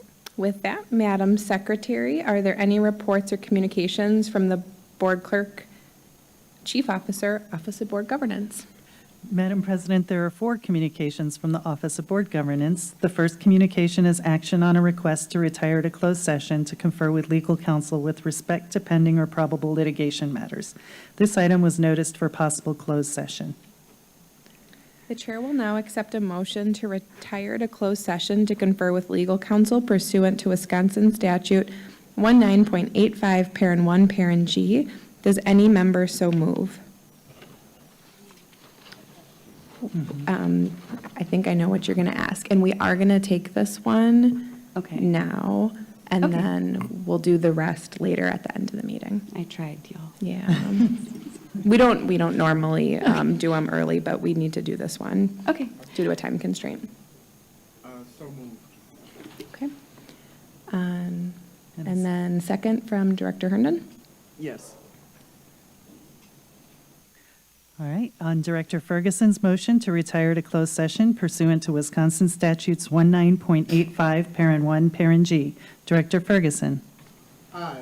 Director Herndon. Aye.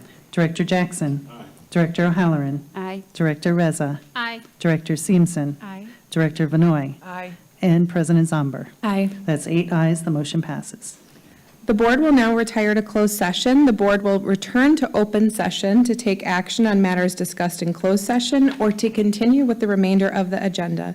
Madam Secretary, please note the time.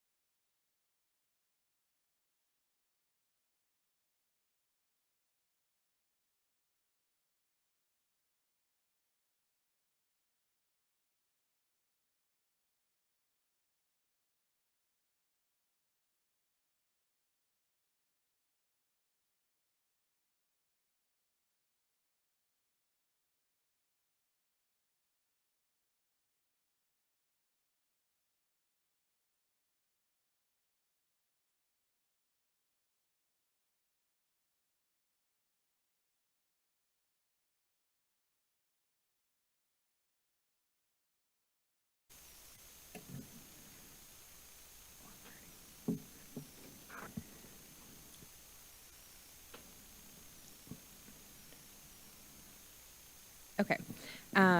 So the board has returned from closed session. Madam Secretary, if you just want to note the time we've returned, and what is the next communication from the Office of Board Governance? Madam President, the second communication from the Office of Board Governance is the monthly report with possible action from the Board Clerk, Chief Officer, Office of Board Governance. This is an informational item, and although it has been noticed for possible action, no action is required. Will the Office of Board Governance please present the report? Thank you, President Zomber, members of the board, Tina Owen Moore, Chief Officer from the Office of Board Governance. I have attached my report to the item, so I won't go into all of the details, especially since we've been out for a little while and everybody's been so patient. But I just want to highlight a couple of the things from our office this month. And our office really represents the board and gets to highlight a lot of your work too, so we're very proud of that. One of the things that we've been working really hard to revamp, and I'm so glad that Nita is here also because she has been the spearhead behind this, is our Beyond the Boardroom efforts. And this is really about getting our office and our team out into the public venues to connect with the resources, the information, how they can reach all of you, how they can reach us, and for us to be able to share information with them and answer their questions. And a lot of times board members get to come along to those events with us as well. So just last week, we got to have a table at Juneteenth, which was a lot of fun. A big part of our team came out to do that work, and we gave out a lot of information and got to talk to a lot of people. Director Jackson was able to hang out with us there as well and meet a lot of the families. It was really nice to hear how many people are really excited about and proud of the work that we do here in MPS. That was really affirming. So I'm so grateful that we got to be out there. We're looking forward to attending more of these kinds of events. So if the community or you as board members have an idea of some place we might be able to be to help to build those relationships with the community and the board, please let us know. We're going to continue to get out there. We know for sure we'll be at the Run Back to School again this year. So that's one that's coming up soon, but we're looking forward to more as well. And then the other piece I just really want to highlight is our board member engagements and activities this month. Our office also helps to coordinate a lot of those events and make sure that our schools are able to connect with our board members and invite people to events. And you can see there's a whole list of them this month of things that board members did in collaboration with our schools and community, from the Jimmy Bank Memorial Stadium event to the roundtable with Tammy Baldwin, literacy block party, the pregnant and parenting youth events that I know Director Reza got to attend, and so many activities this month. So, and that in addition to all of the graduation ceremonies and completion ceremonies that were happening in all of our schools. I know everybody was so proud. And board members showed up with pride in the regalia and really represented the board and our district well. So very proud of the work that we get to do in June. June was a fun month, and we thank you for all of your hard work as well. Thank you. And thank you to Nita for your Beyond the Boardroom initiatives. Very much appreciated. Do any board members wish to make comments or ask questions? Director Jackson. I think y'all leaving out a big crucial one as well, the newsletter, the revamping of that. So for those who don't know, please talk about that as well. Office of Board Governance. President Zomber, Director Jackson, members of the board, thank you. We are very proud of the digital newsletters that our office has been working with our board members to create and get out to the community. We send these out through the e-notify list through the city first, and then just this month for the first time, our team, again with Nita's team here, was able to create listservs so they're getting out to all of our school communities as well. So our principals are getting them, our parent coordinators are getting them so that they can get that information out to our families and they can connect with you too. So we're highlighting different schools and different activities and events that are going on there so that everybody is able to access those. So anybody who's interested in signing up for those, you can either sign up through the e-notify system or reach out to us directly at governance@milwaukee.k12.wi.us, and we will get you set up for that. Am I missing anything, Nita? No. Thank you. Any other comments or questions? No? Okay, thank you so much for your update. Madam Secretary, what is the next communication from the Office of Board Governance? Madam President, the third communication from the Office of Board Governance is the monthly report with possible action on legislative activities affecting MPS. This is an informational item, and although it has been noticed for possible action, no action is required. Will the Office of Board Governance please present the report? We have Chris Thiel here, a legislative policy manager, to present his report. Good evening, President Zombor, members of the board. Chris Thiel, Governmental Relations. Just providing an update of where we are in the state budget process. As we've had these discussions over the last several months, I've been coming to you to provide updates as to where the governor's proposal has been, what the Joint Finance Committee has been doing. And as you may have read in the paper, right now at the state level, there's been a little bit of a breakdown. Usually the budget at the state level is passed by the end of this month. At the moment, it does not appear that that work will be completed by that time. The state's fiscal year starts July 1. And last week, Thursday, the Joint Committee on Finance is just that. It's a joint committee between the State Assembly and the State Senate. And shortly before that Joint Finance Committee work was supposed to happen on one part of the budget, it was called off because at this point there's an impasse. There's been some discussion, as you may have seen or read, between the governor's office and legislative leaders. But two press releases went out, one from the Assembly, one from the governor's office, and actually one from the State Senate, but basically indicating to the State Senate that we need to move forward with a budget, and there needs to be, this is shared government, we need to have some kind of compromise. But that committee work has not continued. So we're stalled at the moment, and we're waiting to see what the legislature might do. A couple of things could happen. Either House could simply pull the budget into its corner, work on it, move it forward. Negotiations could continue to see what we might be able to come up with in terms of a compromise between the governor and the two houses. But right now, it's kind of a guessing game to see what's going to happen. What we did see, however, prior to the Joint Finance Committee work stalling, is that they did take up K-12 education. They'll take up different parts of the state budget, corrections, transportation, education, healthcare. And they did work on the K-12 education piece 2 Thursdays ago.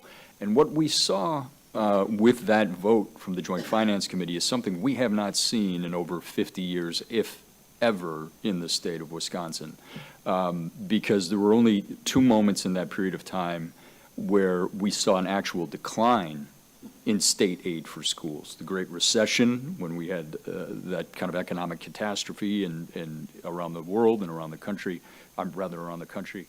And then the first Governor Scott Walker budget, where he kind of famously cut funding to education. But other than that, we have never seen, as far as we can tell, a 2-year period where the state has simply provided no additional state aid. We had to get hard copies from the Legislative Fiscal Bureau to go back to at least 1972. So maybe before 1972 it happened, but it hasn't happened in over 50 years. And what that means is, you know, and the finances can get a little complicated, but when you think about the revenue limit per pupil, right? In state law right now, the revenue that we can get per pupil goes up by $325. And usually, if you've heard the statement about 2/3 funding from the state will pay 2/3 of that. So it's kind of like a parent essentially saying, here's the amount you can spend, you know, this month, $325.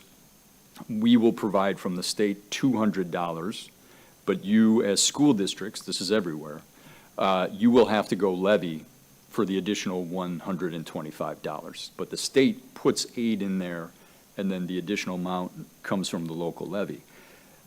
The governor put $1.19 billion over the biennium into state aid. The Joint Finance Committee put 0. So what that means at the moment, and again, negotiations are, you know, they haven't passed the budget, so we'll see what happens. But per the action of the Joint Finance Committee, there is no additional state aid being provided. So all of that $325 has to be levied on local property taxpayers across the state. It's never happened before. It seems that there's there's clearly a better way to do this. The governor put 1.19 billion in there, and usually we see the opposite. Usually, those 2 years in the past where we saw no per pupil increase, right? We had no more spending authority, but the state would put money in the pot, and that simply drove down property taxes, right? So we didn't get funding for kids, but property taxes went down.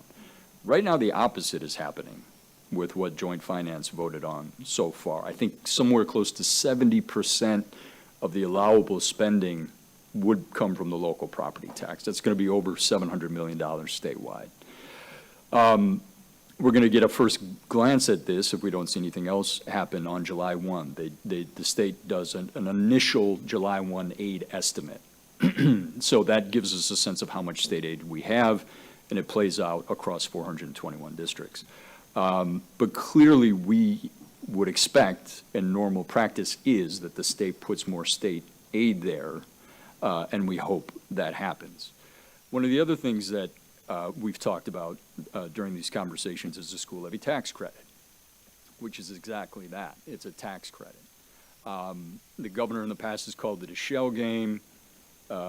We heard at the Joint Finance Committee a senator refer to it as a gimmick, right? But this is a process where, because state losses its school funding, they will put this money into a tax credit. And that continues to be an option before they end the state budget. But just the reason I'm bringing this up is because the board has just adopted a proposed budget, or has worked on a proposed budget.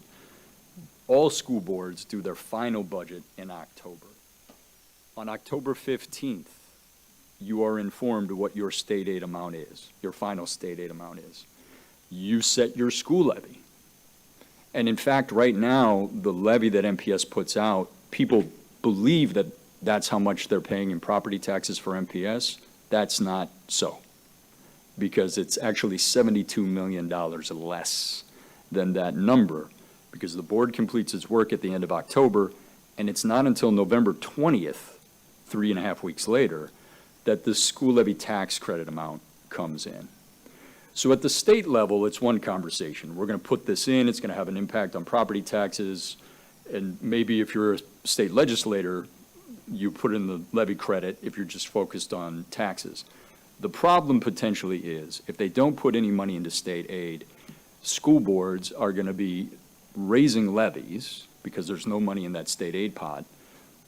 We're going to have to make sure that we communicate to people that that's not actually how much you're going to be paying in property taxes if, in fact, they use this school levy tax credit mechanism. And again, the federal government doesn't recognize school levy tax credit as school funding. The Blue Ribbon Commission on K-12 Education has recommended to itself, to the legislature, that they not put money in the school levy tax credit. And I'm just spending the extra time kind of trying to articulate this, because we will have to explain, if you don't put money into state aid, which again, seems, at least for 50 years, has never happened, people are going to have questions about what's going on with the levy. So I think we'll have to spend some extra time with that. The other piece is really, we've been advocating for 90% reimbursement for special education. And we know for a fact that we would not be seeing these record numbers of school districts going to referenda if the state funded schools on the front end. What was proposed at Joint Finance were reimbursement rates of 35% in the first year and 37.5% in the second year. I would tell you, you can probably subtract about 2 percentage points from both of those numbers, because what we've also advocated for is some sufficient funding, which in state statutory terms means if we make a promise that we're going to fund a reimbursement rate of 35%, some sufficient means we will put the money in to make sure it's 35%.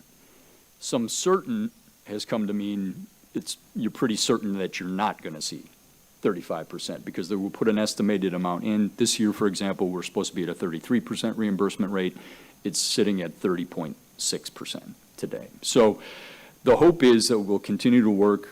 Conversations again this morning with our advocacy partners and other local school districts to try to make sure that this budget ends up in a place where we're actually funding our students and in a very sensible way. So that work continues. But just wanted to get into that detail because it can be confusing. So if you do see any numbers July 1, we're probably not done yet, hopefully, and we can explain any of that potential levy impact if we need to. So thank you. Happy to answer any questions if you have them. Thank you. Do any board members or it looks like administration has a question for Mr. Thiel, and then we'll go to board members. Mr. Thiel, I'm new to Wisconsin and from Minnesota, and I just want to confirm that I'm correct here, that the state of Wisconsin is not in deficit, that there's a $4.2 billion surplus, that Wisconsin students, about 84% attend public schools. That's about 800,000 students across the state of Wisconsin, as reported by WPEN, the Wisconsin Public Education Network. And the legislature, and I think there's like 13% that are private, and about half of them get a voucher. So that's public money as well, correct? $4.2 billion, 800,000 kids, 84% of the students in Wisconsin, including non-public, half of them who get public subsidy, are getting a goose egg from the state legislature. They're currently turning their back on the children of Wisconsin. President Zambor, Dr. Caselius, yes, I think you, as many things as I've said that may be confusing, to your point, it's not hard to understand zero. And you are right, zero is being provided in state aid with what we've seen so far. And going to the taxpayers to come up with the $325 Correct, that's where we stand. with the state surplus. Correct.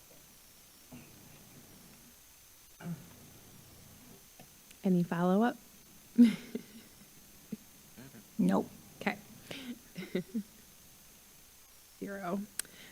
Do other board members wish to make comments or ask questions? It's a pretty grim picture. Thank you, Mr. Thiel. Any good news? President Zambor, I'm just, this is the time when people do ask, what can we do? Yeah. Call the governor's office, call your state senator, call your state member of the assembly, ask them to fund education, ask them. The governor proposed a 60% reimbursement rate for special education, and to Dr. Caselius's point, we have the money to do that and to really genuinely support our kids in a very positive way. There really is no excuse to not do that. So if people are hearing this and want to know what can you do, get on the, if you're shy, leave a voicemail, write an email, call them directly, but they are in the middle of the budget process now, and the governor's office should hear from you as well if you support his proposal for kids. So thank you. Can I actually, as just a quick question, are we, I don't want to say better off, but if the budget was late, and isn't there a point where if there isn't a new budget passed, we still revert to the old budget? Is that, I guess, is there a, knowing that there's nothing additional being proposed, really, is there a benefit to asking folks to take their time and get this right? President Zambor, absolutely. Absolutely. I think, although the fiscal year does start on July 1, we will, and I think the administration's taken a very sensible approach in setting up its budget to make sure that we're starting off at a conservative level, but know that more should be there for students. But even though the state starts July 1, we will be operating with a the current law is that we will get a $325 per pupil increase. Current law is that the reimbursement rate for special education is in that 30% range. So we have at least that floor.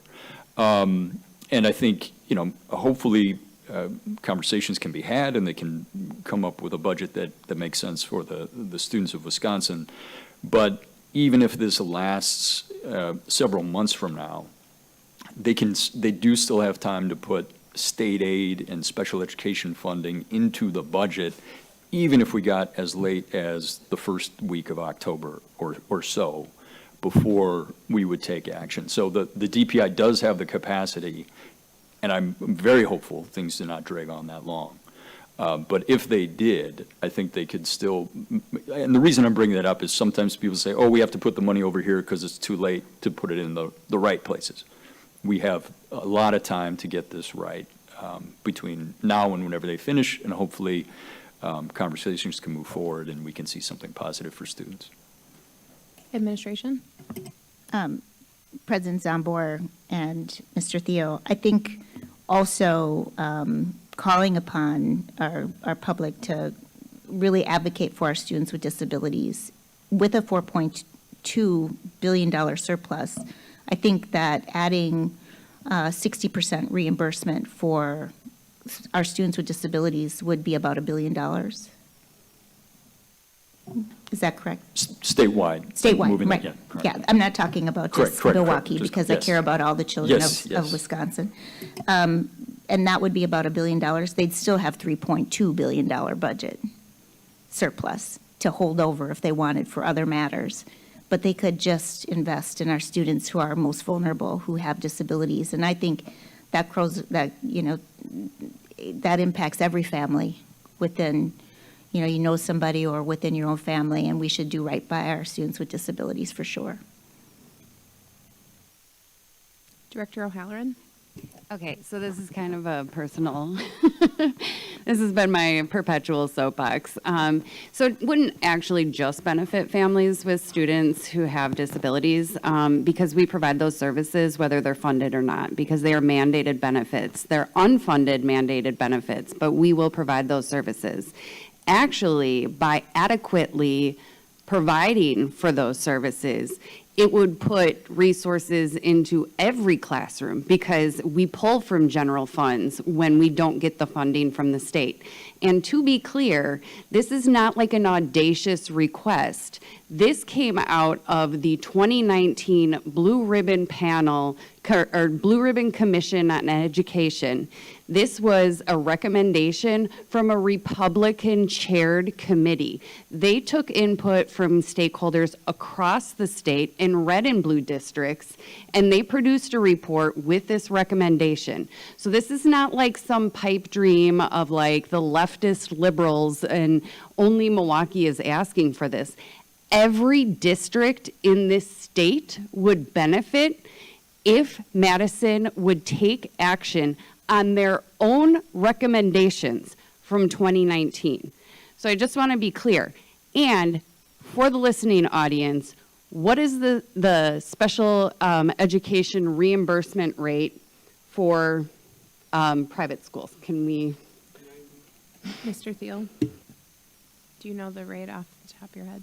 I do. President Zambor, and I'm gonna be detailed on this.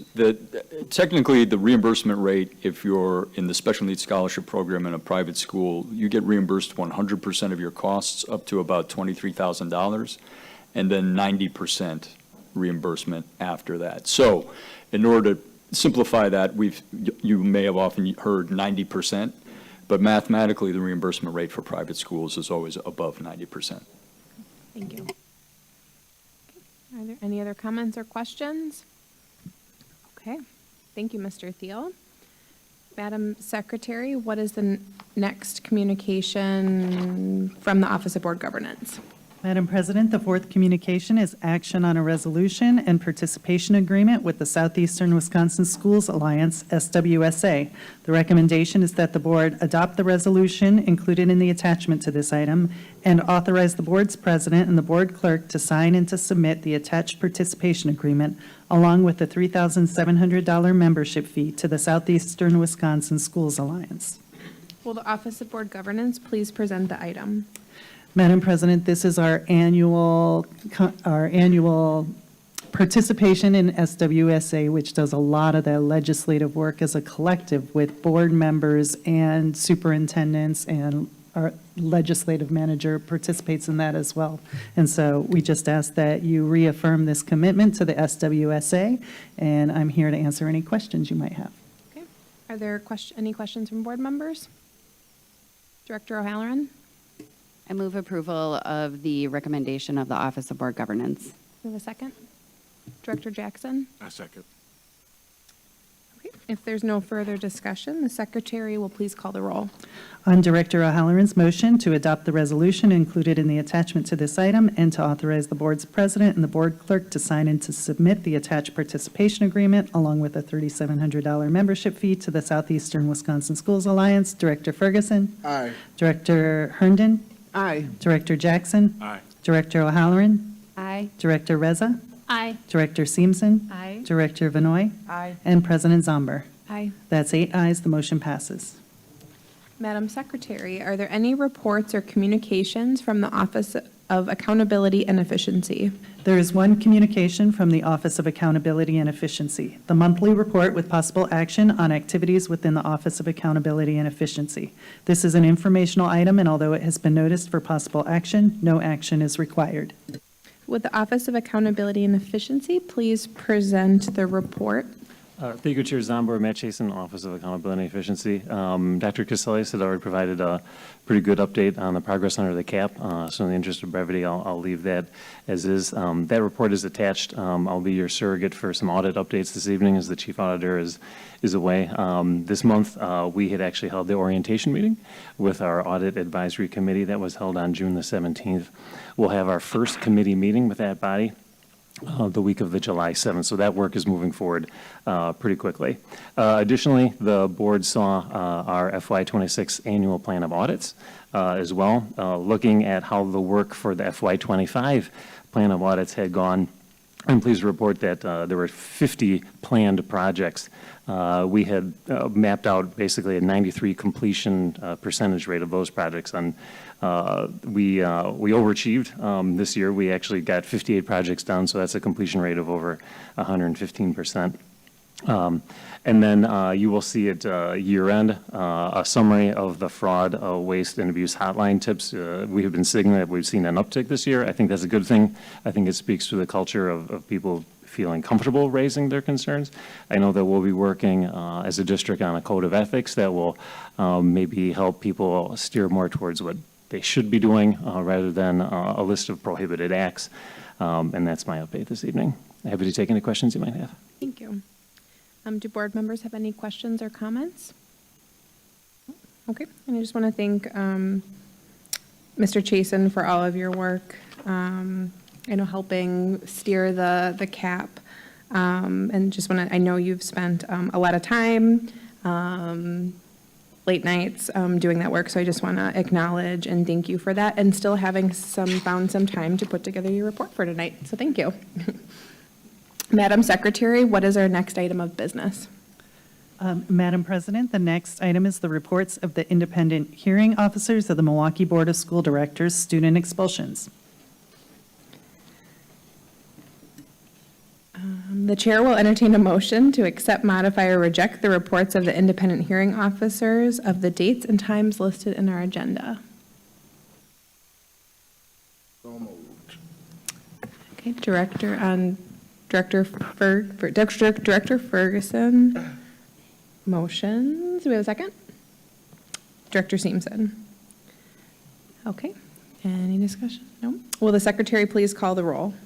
On Director Ferguson's motion to approve the reports of the independent hearing officers, Director Ferguson? Aye. Director Herndon? Aye. Director Jackson? Aye. Director O'Halloran? Aye. Director Reza? Aye. Director Seamson? Aye. Director Vanoy? Aye. And President Zomber. Aye. That's 8 ayes, the motion passes. We will now have the reports of the standing committees. Since public hearing was given at the committee meetings, the board, as is customary, will not be giving public hearing on these reports this evening. Madam Secretary, what is the first report? The first report is that of the Committee on Accountability, Finance, and Personnel. Item 1, action on a recommended administrative appointments, promotions, reassignments, and reclassifications, salary increases, decreases, and limited term employment contracts exceeding 60 days. And item 7, action on the award of exception to bid contracts have been set aside at the request of the administration. Do any board members wish any items to be set aside? Okay.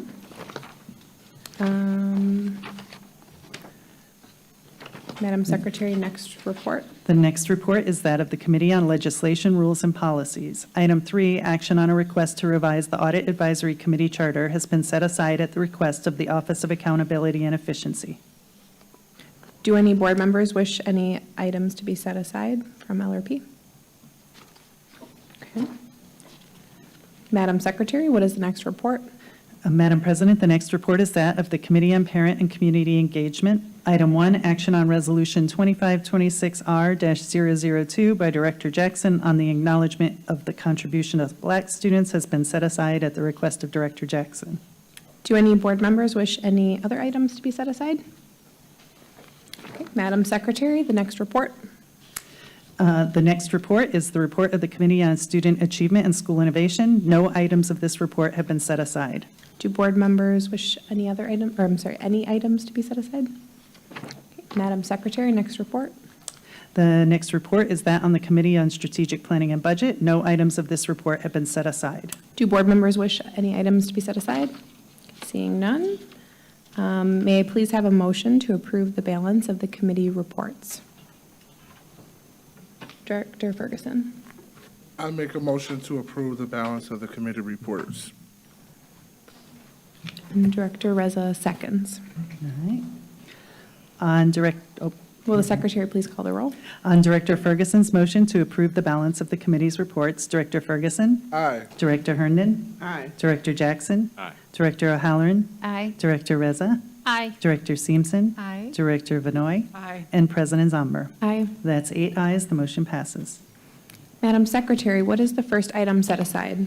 The first item set aside is from the report of the Committee on Accountability, Finance, and Personnel. Item 1, action on recommended administrative appointments, promotions, reassignments, and reclassifications, salary increases, decreases, and limited term employment contracts exceeding 60 days. This item was set aside at the request of the administration. Does the administration have any comments? President Zomber and members of the board, Brenda Caselli, Superintendent, at the AFP Committee meeting on June 10th, the administration shared with the committee that a revised appointment list would be provided and brought forward to the full board. This evening, we revised the appointment list, and we ask for your support and approval of the list revised. What is the pleasure of the board with respect to this item? Director Seamson? I move approval of the revised document attached. Director Reza? Seconds? Okay, if there's no other comments, the secretary will please call the roll. On Director Seamson's motion to approve the revised appointment list, Director Ferguson? Aye. Director Herndon? Aye. Director Jackson? Aye. Director O'Halloran? Aye. Director Reza? Aye. Director Seamson? Aye. Director Vanoy? Aye. And President Zomber? Aye. That's 8 ayes, the motion passes. Director O'Halloran, would you like to say a few words? Before we move on, I just want to say thank you to everybody who is newly hired and coming to the district or received a promotion tonight. Thank you for bringing your talents to serve our students, staff, and community. Maybe we can do a little round of applause if anybody is listening or here.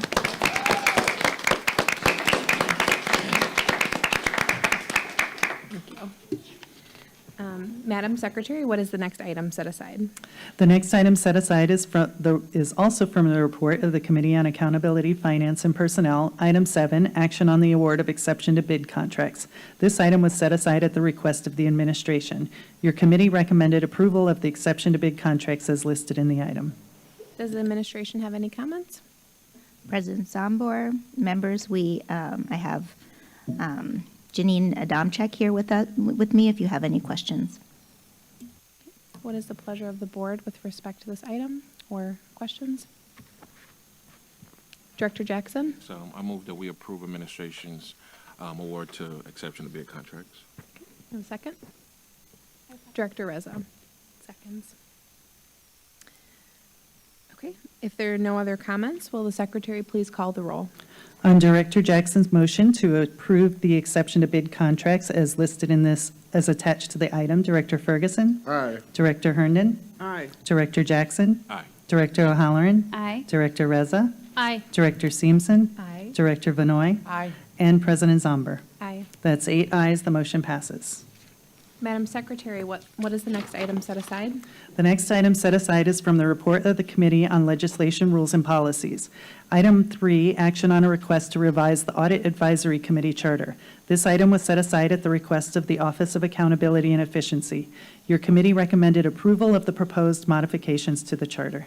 Does the Office of Accountability and Efficiency have any comments? Thank you, Chair Zomber. Matt Chasen, Office of Accountability and Efficiency. There's a parliamentary realignment we're doing with this item. A little background, when we brought this forward in March, there was some edits that were proposed via documentation on the floor, and the motion that evening did not unfortunately capture them in the way that I think stands scrutiny under the minutes and the proceedings. So we're asking that the changes that were made that evening, in addition to what was reflected in the revisions you saw earlier this month, have now been coalesced into the one document you see in front of you. It's been double underlined if you want to see specifically what has changed since maybe this committee's members saw it earlier this month. That's the basis for the ask this evening. Happy to answer any questions you have. For clarity, when you say double underlined, is it the blue? No, the double underline should be in red. If I was going to draw a specific attention, it is related to non-staff members with membership on the committee. There is also a double underline related to open meetings laws and the observance of us publicly noticing the committees being holding a hearing. So those would be the double underlines that I'm drawing attention to. Okay. Director O'Halloran? Thank you. And just for clarity, so are we looking to be clear on what we're being asked to vote on? The rev2.pdf? I'm wondering if this is... I just want to make sure that the correct one is attached, because we have blue, we have red, we have strike through in red. Unfortunately, at this time, I don't see any double underlined. So I just want to make sure that we are reviewing the correct one, approving the correct one, or we can do it. We'll give OAE and Office of Board Governance a moment to peek at that version. I'm wondering if it's not. Mr. Chasen? Dr. Tino? There were several power outages in the building this morning, and these items were brought over from the previous item and with revised attachments. So I'm wondering if in that process, the double underlined one didn't get attached. So would it be acceptable, Director Chasen, your Director Chasen, to bring this in July with the revisions? Yeah, the work of the committee will be able to proceed anyway. We apologize for the snafu. It was out there earlier. I did confirm it earlier, but to your point, the unfortunate power outages we experienced earlier introduced some unintended consequences. So then, okay. So you'll bring another item back in July. Correct. With the revisions? Yep. Okay. Thank you. Director O'Halloran. So then do we need to make a motion to hold this in committee, hold it over? Because it was approved at the committee level, so do we need to kind of put a pin in it officially? We can hold this over to the regular board meeting, as far as I understand, because it already has been approved in committee with those changes, so it's just documenting the actual language that was motioned and said. Yes, Matt? Just understanding that was how, in the last version, it wasn't approved that way. Director O'Halloran, would you But we like will to make make that sure. motion? Okay, so I'm going to go ahead and move that we hold this over, and then it would be presented at the full board meeting in July, please. Okay. And thank you. Okay, do we have a second? Second. Director Ferguson, seconds. Looking at him. Okay, Madam Secretary, please call the roll. On Director O'Halloran's motion to hold this over to the full board meeting in July, Director Ferguson, Aye. Director Herndon, Aye. Director Jackson, Aye. Director O'Halloran, Aye. Director Reza, Aye. Director Seamson, Aye. Director Vanoy, Aye. and President Zomber. Aye. That's 8 ayes, the motion passes. Madam Secretary, what is the next item set aside? The next item set aside is from the report of the Committee on Legislation, Rules, and Policies. Item 1, action on Resolution 2526R-002 by Director Jackson on the acknowledgement of the contributions of Black students. This item was set aside at the request of Director Jackson. Your committee recommended adoption of the resolution. Director Jackson has asked that the proposed statement be read into the record. Madam Secretary, would you read the statement, please? The statement reads, "At Milwaukee Public Schools, we proudly serve and uplift the brilliance, resilience, and potential of the Black children in our community. We recognize the historical and systemic challenges that impact their journeys, and we are committed to creating a nurturing and empowering environment that honors their identities, celebrates their culture, and provides equitable opportunities for success. The Milwaukee Board of Directors stands with our children, families, and community to build pathways for excellence, leadership, and lasting change." Thank you. Director Jackson, do you have any additional comments? No, just, yeah, no. Do board members have comments or questions? What is the pleasure of the board with respect to this item? Director Reza? I motion on the resolution acknowledgement of Dr. Jackson contributions for the Black students. I say that correctly? Do we have a second? Director O'Halloran? Second. Okay, if there are no other comments, the secretary will please call the roll. On Director Reza's motion to adopt the resolution by Director Jackson on the acknowledgement of the contributions of Black students, Director Ferguson, Aye. Director Herndon, Aye. Director Jackson, Aye. Director O'Halloran, Aye. Director Reza, Aye. Director Seamson, Aye. Director Director Vanoy, Aye. and President Zomber. Aye. That's 8 ayes, the motion passes. Madam Secretary, are there any items of regular business? Yes, there are 2 items of regular business. Item 1 is the reports of the board's delegates. Do any delegates wish to give a report? No? Okay. Madam Secretary, what is the next item of regular business? The next item is the monthly report of the President of the Milwaukee Board of School Directors. My report is attached. Mr. Chasen stole some of my thunder with the audit committee, so I won't repeat that. But the president's report is attached. Madam Secretary, is there any unfinished business before the board? We have no items of unfinished business. Madam Secretary, is there any new business? We have 1 item of new business, action on the FY26 Superintendent's proposed budget. The recommendation is that the board determine how it wishes to proceed. Will the Secretary please read the budget resolutions? 2025-26 budget resolutions for school operations, construction, and extension. The administration is recommending the following resolutions for adoption by the Milwaukee Board of School Directors. School Operations Fund. Resolved that pursuant to the provisions of Section 119.46 Wisconsin statutes relating to the School Operations Fund, the Board of School Directors hereby advises the Common Council that the amount of $1,303,436,543 will be required for the operation of the Milwaukee Public Schools for the repair and keeping in order of school buildings and equipment and the making of material improvements to school property during the 2026 fiscal year.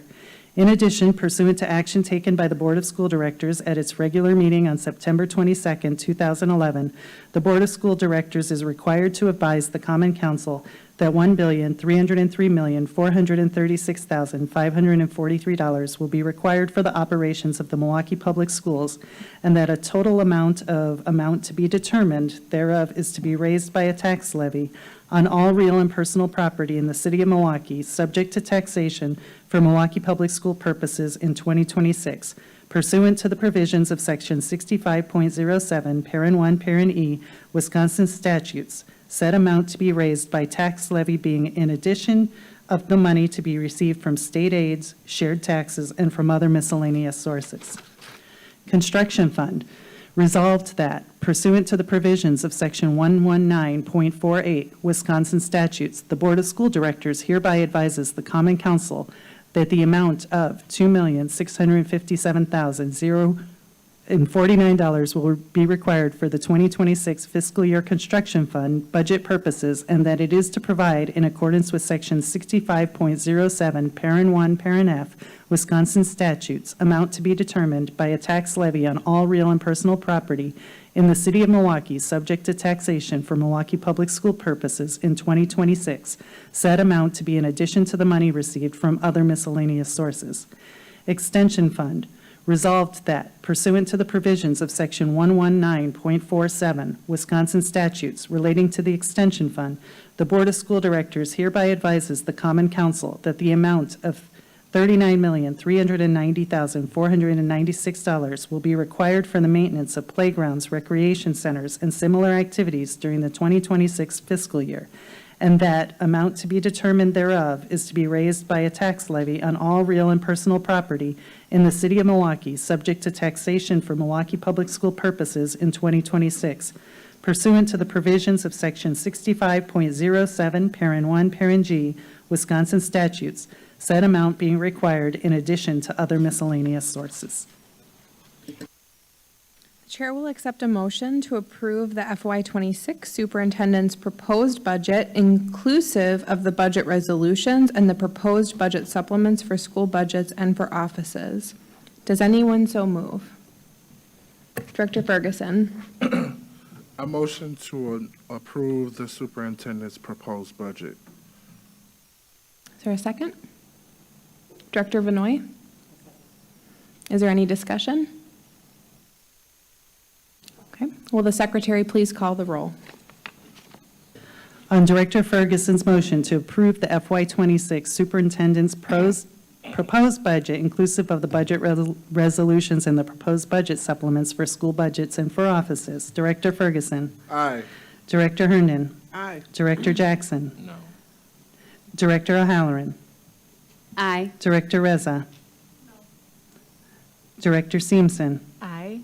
Director Vanoy? Aye. And President Zomber? Aye. Right now, that means we have 6 ayes and 2 noes and 1 absent. We need a 2/3 votes to pass the budget on this, so we either need to have more discussion and call another vote, or the budget is not passed this evening.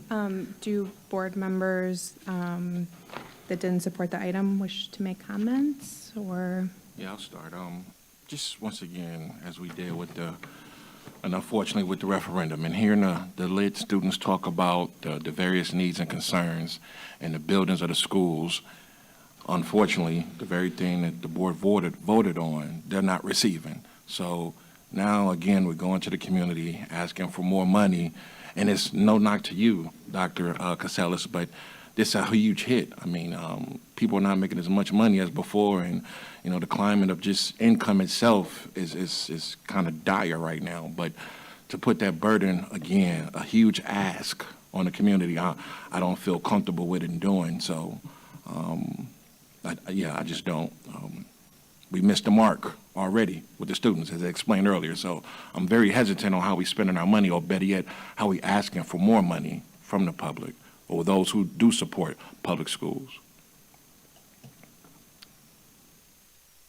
Administration, would you like to comment at all, or Director Reza, do you have a comment? Dr. Casellas?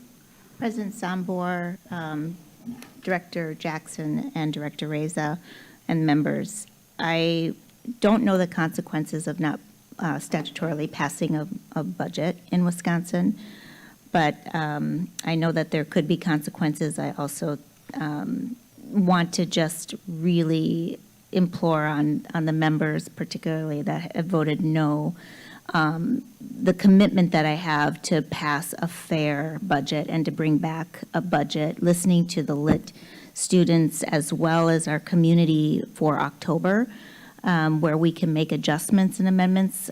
Just as you said, Director Jackson, this is a proposed budget. We will come back in October again, which will give us more time to do additional work, see if there is additional resources that we can put into the budget.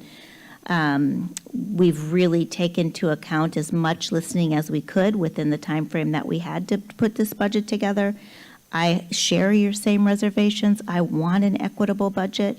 I just need more time to engage with the community to get you that fair budget. And I promise to do that next year in the FY27 budget.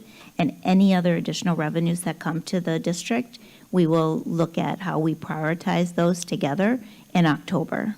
I urge a yes vote if it's at all possible, with the promise that we will bring forward a budget that you all can be extremely engaged in with the community, that focuses on equity in the upcoming year and any upcoming proposed adjustments that we would be able to make in October.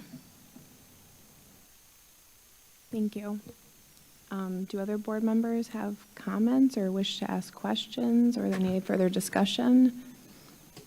It is concerning as it is, especially as a Milwaukee resident. Because of the budget, there's so many questions, there's so many things unanswered as it is. And yet, asking for more than what people can actually give. It's just concerning. I would like more detailed information instead of blanks, that sometimes the budget is not really given. That's the only comment I have.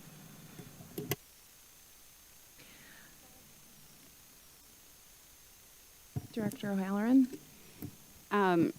Two things. One, so the 2/3 vote, does that just pertain to the construction fund or is it the entire budget? And then two, can somebody speak to what happens if this doesn't pass? If this did not pass, we would call for a special meeting and try to come to that. Right now, we're looking at the 2/3 and if the 6 counts as the 2/3. So I am looking, right now, I'm believing that we actually have the 2/3 with the 6 votes. I thought we might. Can we call a 5-minute recess? Yes, can we, let's let's call a 5-minute recess and double Let's call a 5-minute check. recess. Madam Secretary, note the time. We'll come back in 5 minutes. Thank you.